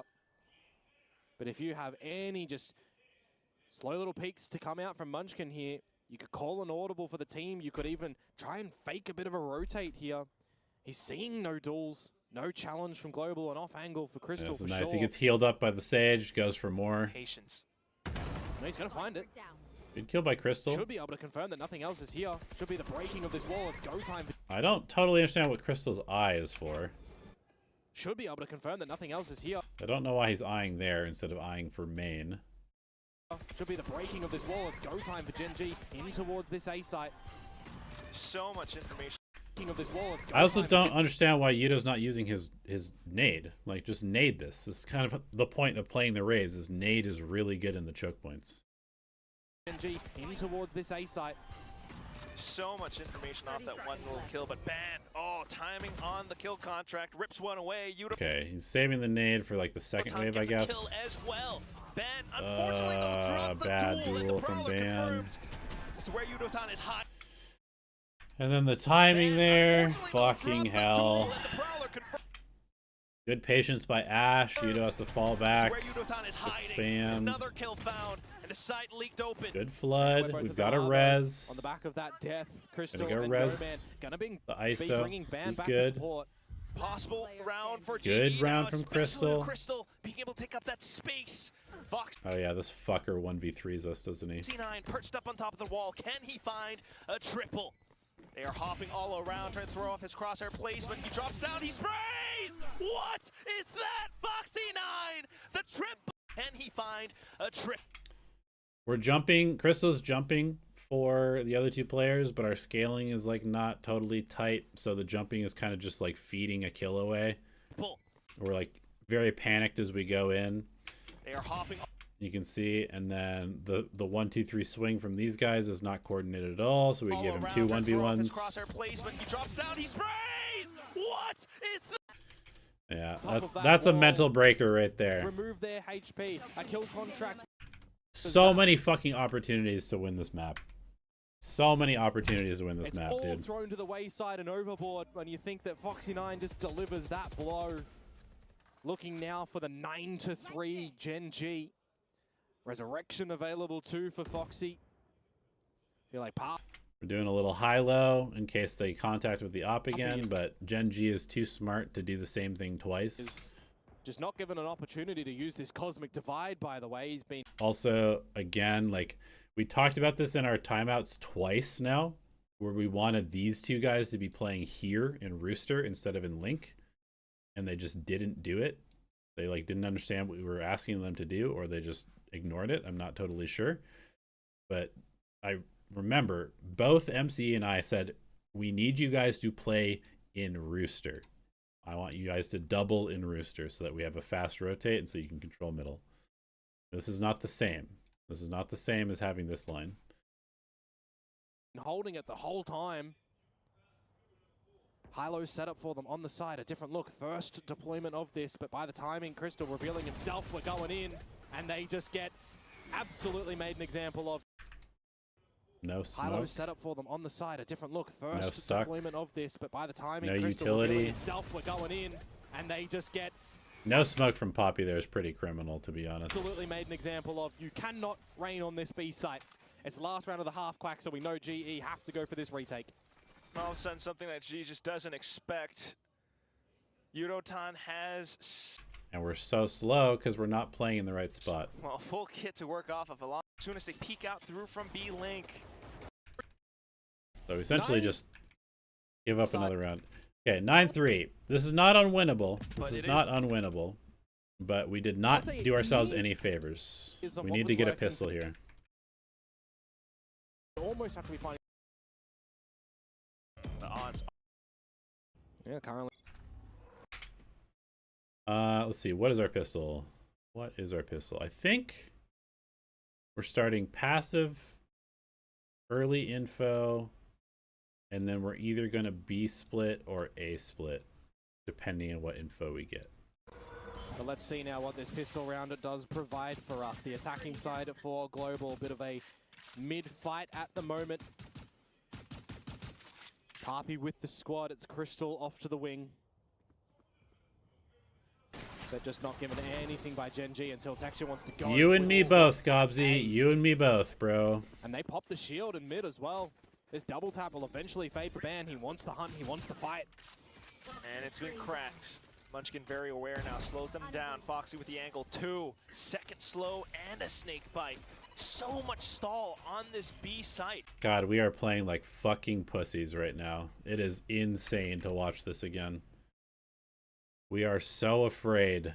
Mid as well. This double tap will eventually fade for Ban. He wants the hunt. He wants the fight. And it's been cracked. Munchkin very aware now, slows them down. Foxy with the angle, 2. Second slow and a snake bite. So much stall on this B site. Crystal can't even make his way past the wall. It's gonna take him so much time just to chip through. He can get into that pocket as well currently. Behind the toxic screen. 50 seconds to go. The numbers here for GE. Foxy 9 plays close, the right click. Yudotan to trade. Munchkin still alive. It's an That okay pedals freeze to and elbow, re-hit. While the rest of the team We had arrives out the- from Link. Where do you look to plant The though? wall Trying to protect play us time from right, behind, they'll still so go it's for a not the bit. worst But round so Yudotan far. Trying to do that. Good util from Yudo. Trying to push them off. Pink shell spent though. 30 While seconds GenG left. just trying to create as many possible angles for them as possible. This is workable for Global. Okay. Yeah, Yeah. planted save into the Need corner. to help Yudo out a Munchkin little out bit. from the top of heaven. Trying to watch too many angles Gonna at look once. to how G is looking to play Crystal inside of B main. Can he be that one last savior? Well, there's just no utility for GenG at the moment. And no one is giving a fight to Munchkin up a tower. Just waiting for the smokes and then to move up. Player All the standing. trades have been found just as soon as smoke goes And we off. just kind of just Munchkin, he lose does duels. it. Like, how did Crystal die All here? the A fight to Munchkin up a tower. just waiting for the smokes and He just loses a straight 1v1 And to move up. Munchkin. They're getting It's a little unfortunate. bit great hold on the site for GenG actually, finding a couple of the numbers. It was a 5 versus 3 for a couple of moments there. Yeah, I mean, Crystal should win that. He should win that duel. It's the curtain closed. Well, desperate. that's tough. We force up this. But again, I have to say, GenG did their homework. They all have full armor except for Texture. They know that we like to force up the Outlaw on rounds sometimes.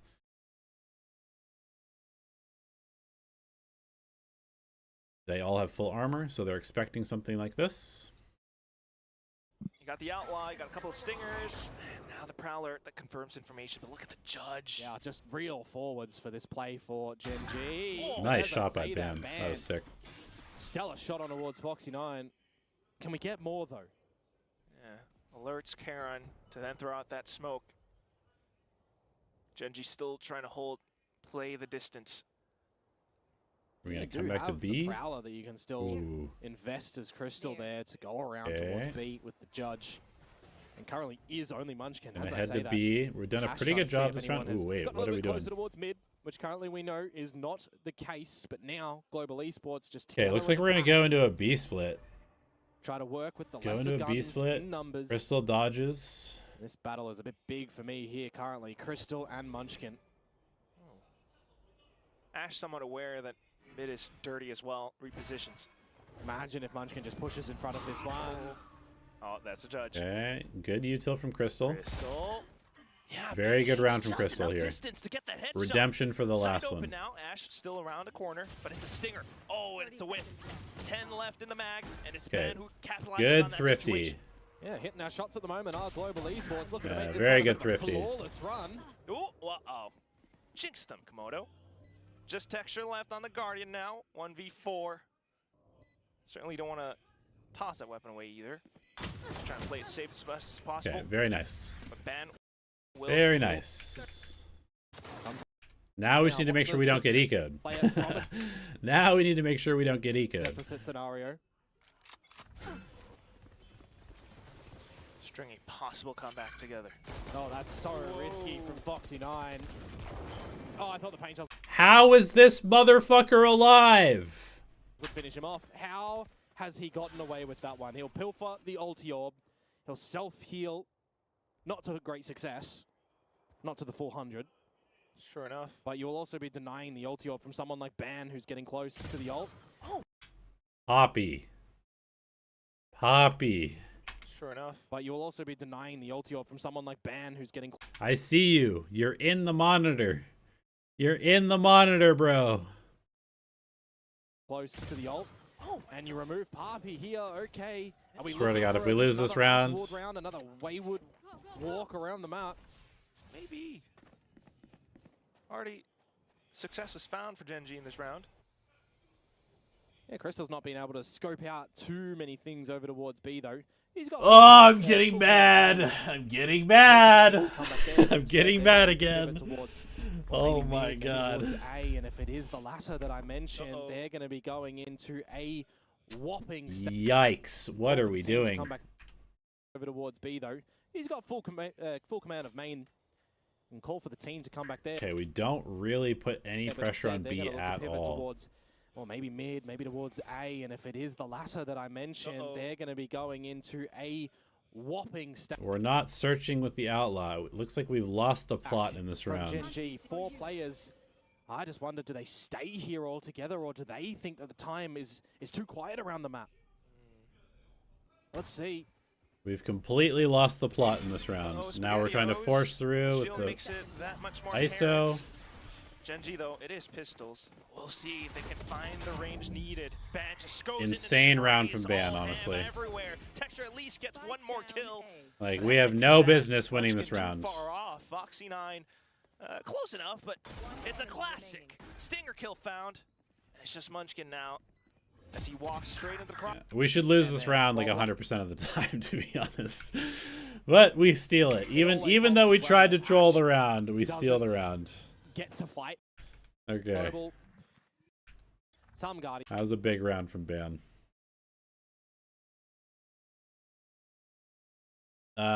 We play like a tier 3 team this map. I would challenge a tier 3 team to get even one round against GenG. Is what I'll say. I've coached in tier 3. I know what tier 3 teams look like. I would challenge a tier 3 team to get a single round against either of these teams, either GE or GenG. I don't think it is going to happen. Tier 3 teams are not good at the game. In the mix, but this is a better equipped round for both squads to start to really see what these defenses look like for GenG, what the attack looks like for Global, who are poised for... Okay, they know that we're execing probably with the ISO ult, so again, this ult is fine, but we need to be much closer. We need to be ready to pop through the Viper wall as soon as we ult here. Our spacing is not good. Our ready check is not good. The fact that we're not through the choke point after using the ISO ult is crazy. Really find Munchkin either. He does. The fact that Ban is still like the second person in when he's ulting from here is ridiculous. Reposition. Like, truly, this is the stuff. This is the type of stuff that makes me really fucking mad as a coach. Is like, we know what the game plan is here. We're ISO ulting, and we know that you have to scale off the ISO ult. And yet we have 2 people sitting back here, 2 people ready to go in, and nobody goes in when we use the ult. Like, there is no world where this should be happening. This is literally just people being too afraid to go in. Let's literally straight up what's happening here. Is that everybody in our team is too afraid to go through the choke point. And Go Contract doesn't really find Munchkin either. He does reposition because of it. Now look to B-Link as well. GenG getting within distance. Just a full bona fide 5 versus 5. No ultimates online. Oh. Looking to crack open That a was wall. a bad Kill death found from as well Ban. for Ash. More utility gets tossed in. Sees just to try to create more space. Fuck GenG me. very aware. Prevents that from a wall and kill. Dude. Oh my god, I hate watching this. G getting Okay, we check this. within distance. We know they're coming from here. Band Full fights this bona fide alone fight and versus- dies. We're falling out past the Viper wall for some reason. We realize that we don't have space here because we lose a duel. Then we decide to refight into back halls when we had the opportunity to take this space already, like 20 seconds ago. Oh my god, it's just like the logic chain of the things that we're doing is just very bad. Like, I don't understand why we're doing what we're doing watching this. Looking to crack open a wall and kill found as well for Ash. More utility gets tossed in. The C's just to try to create more space. GenG very aware, prevents that from happening. 2 more kills, and maybe the third as the wallbang gets got. It's just Poppy left, tucked inside the corner. It's just really, really, really bad micro from us. Really bad micro. Towards a couple of their ultimates, but they're not going to be able to answer currently. Okay, the aggro is B. We're ready for it. This is fine. GE just trying to back off as much as possible, not wanting to lose too many heads early on. GE Exploring middle. This is a good middle push. We know they're pushing B. We should definitely just be speeding up either into A or B. It doesn't matter. We know they pushed B. Probably just push A at this point. Just go A. Let's see how long it takes us to actually react. More space, they can stream out across sites. Oh, the res, and it's just Okay, we come back and fight the res. I actually don't mind this as long as we do it together. Probably we should just go A, but also if we're gonna fight the res, we need to do it like we did, which is to bring everybody back. So I think this is actually an okay call.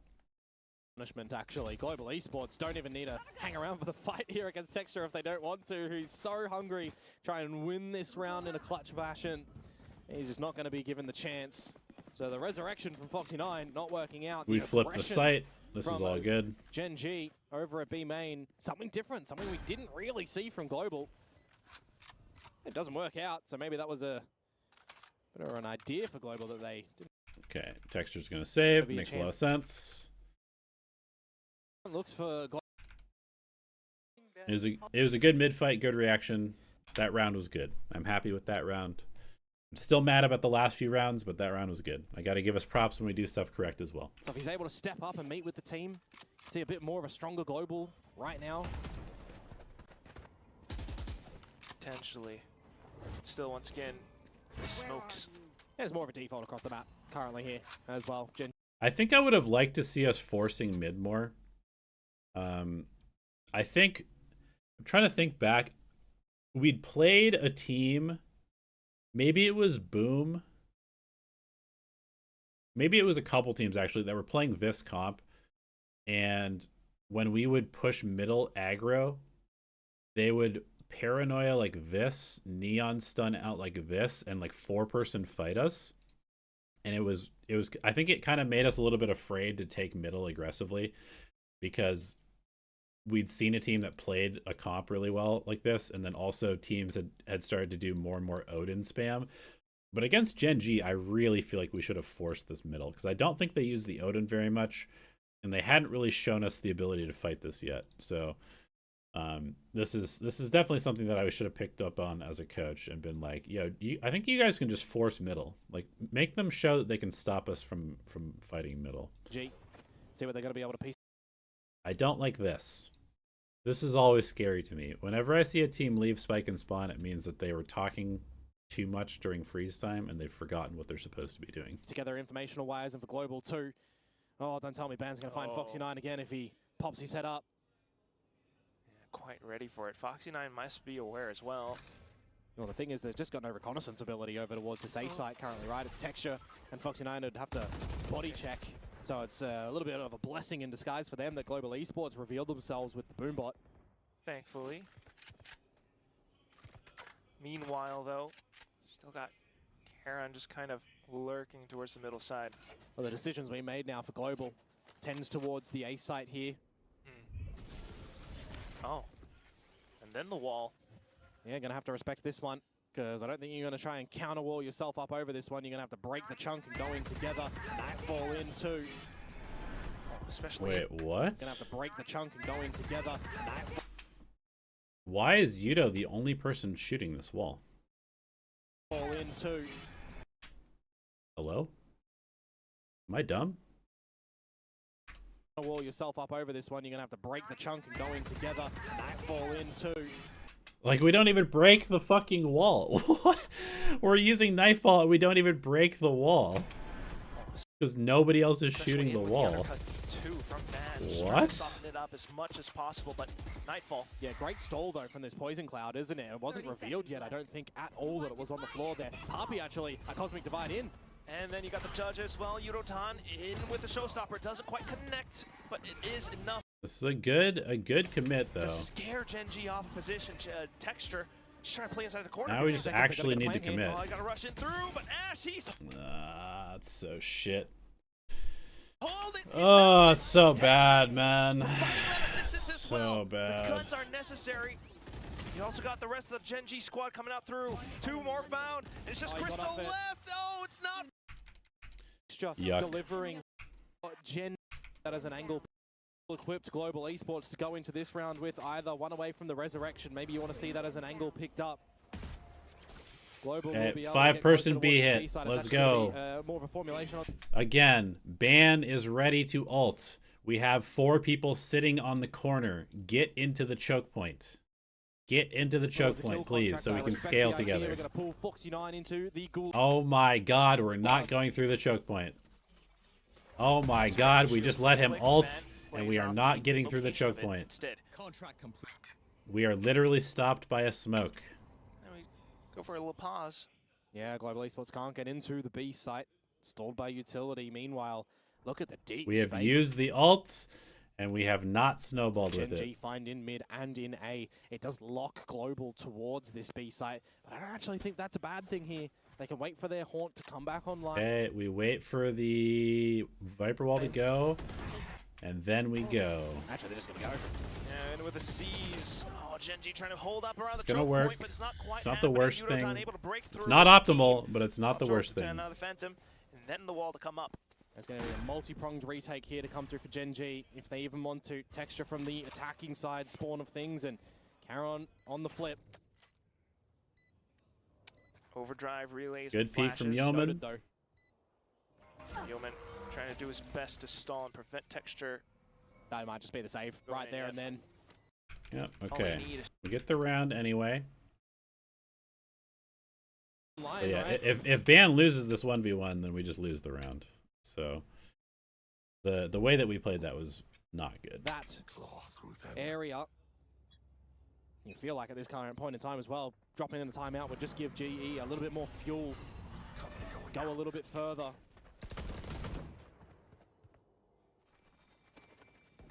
Slow and steady. Again, I kind of wish that we were forcing this mid smoke. Texture peeking out. Oh, but there's It's a nice double hold though. Yeah, very individual for that fight from Texture there. Imagine a world. The ISO shield from Ban, a little questionable. I don't mind it too much though, just because, again, kind of thinking about how we think about the ISO from Icebox. One of the things that I kind of stress to him is like, I kind of want you to think of yourself as a drone. We're playing a single initiator comp, so I kind of want you to just be a drone sometimes. So he pops this, scales up, gets us control. It's actually not the worst thing in the world. Able to just finish off both of those players. Very different result to this one. Yo-Man would have been dead. The resurrection not available. Ban as well.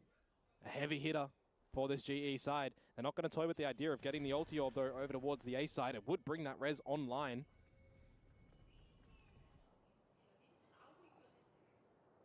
For now, G still happy to take things slow and steady again. Back in the middle, it's a sudden explosion. Charon somehow walks away with 2 kills. No way we let this guy I live. wonder if that was actually heard. He's done quite well to get to the other side at the moment, and this toxic screen can be a bit of a... Where's our swing? For now, G still happy to take things slow. We have 4 people here. They're re-clearing. And steady again. We kill 1. Back in the... Aaron kills 2 because he's a demon. Sudden explosion. Charon. And then we don't chase him down. Walks away with 2 kills. Repositions off the paranoia. I wonder if that was actually heard. He's done quite well to get to the other side at the moment, and this toxic screen can be a bit know of a where he strategy. is. He's even got his ult if he wants to at the moment. We know where he is, no? I guess we didn't hear him teleport because it's land, so we didn't know where he teleported. But we should be able to infer, because like we eyed here, so he can't be back here. He can't have gone this way. He has to be here because we eyed there. So I guess maybe we just didn't communicate this well. Remember, his position was not expected. That repos from him is superb, and he's looking for the ace closure. It's not going to happen. Now, Yo-Man for the res onto ban. 30 seconds And there it left. goes.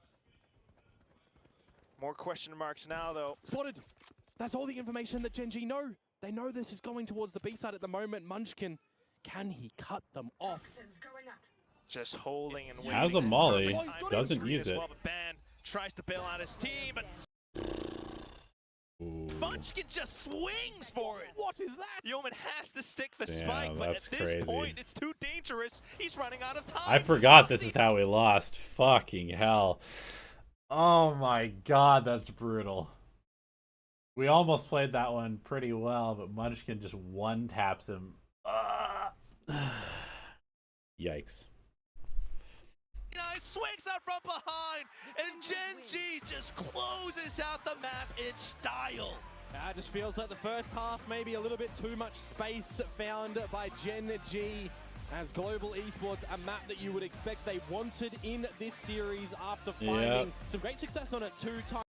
Honestly, I think if I had to break down this map or this series in like 1 minute, I would say that the pace of play that GenG showed us on Haven and sort of our discomfort on Haven like bled over into Corrode to where they played like so passive and like very slow, where we got really kind of thrown off of our own tempo, so that when we went into Corrode and they did the same thing, we got kind of like lost and like panicked and uncomfortable and made a lot of bad mistakes. Also, the fact that we just like weren't using our util on defense was like really annoying to me to watch.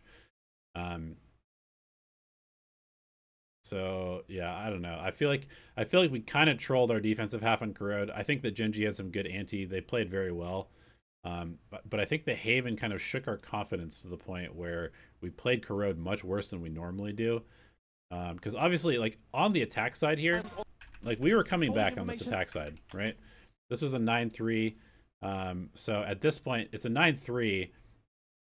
On the attack side, it's 3-4, right? So we're winning the attack side. And if we had more space, we probably can win this map because I think our attack is going to beat them. But we just really we fucked up our defense really bad on this half. And it kind of cost us the series. But yeah, we lose to GenG. We go to 1-2. And at that point, we basically know that we have to beat Nongshim. If we beat Nongshim, we go to playoffs. If we lose to Nongshim, then our season is over. So this series is all that matters at this point because we didn't beat GenG, because we didn't beat Secret. This is the only series that matters. And we just go immediately into prepping for this.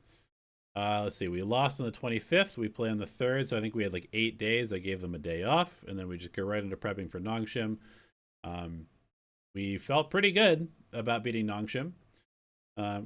We had seen them struggle a bit against Secret. They played pretty well in these 2 maps, or these 2 series, but we felt like we could definitely beat them. We'd scrimmed them quite a bit, like in the first stage, so I had a general understanding of how they were going to play. But yeah, tomorrow we'll watch this and we'll see the season come to an end, basically. So that'll be an interesting watch. I kind of am curious to watch this back. I generally know how this one went and like what happened, but I think I will say that I think this series kind of broke our mental a little bit. I think we truly believed that we were one of the better teams until we lost to GenG, and I think our confidence got kind of hurt after this, and then we kind of like stopped believing that we could beat any of the teams. But yeah, we'll talk about it tomorrow. Thank you guys for watching. Appreciate y'all. Thanks for the good questions. Sorry if I get a little tilted during these, but it's like I'm reliving all these moments, and honestly, like I keep watching these games back and I'm just like, man, if we could just do a couple things a little bit better. If I just said like a couple of words, maybe a little bit more clearly, if we just put a little bit more effort into practice, we just like gotten the ideas a little bit more concrete, if we had had slightly better relationships between the players and our teams, like so many of these little fucking margins were the difference between us having a good year and a bad year. And yeah, it's just very annoying because like that's how the game goes. It's like very brutal. Like if you make small mistakes, your season is over. If you make small mistakes, your career could be over. So yeah, it is what it is. It is what it is. How does the strat book help? Does coach brief the IGL about everything during practice sessions? So basically how it works is like we've got our strats made in Valoplant, stuff like that, and then we do what's called server time. So we like introduce the stuff that we wanted to go over, like the plays, the setups. We run them in server time, and then we go into scrims, and then in scrims we practice the stuff that we go over. And then we take notes during the scrims, and then after scrims are over, we go to VOD review. And then in VOD review, we go over the mistakes that we had and the stuff that we want to fix. And then we take the VOD review, and we hopefully go into the next time that we play the map with better ideas and like more clarity on how to fix the problems.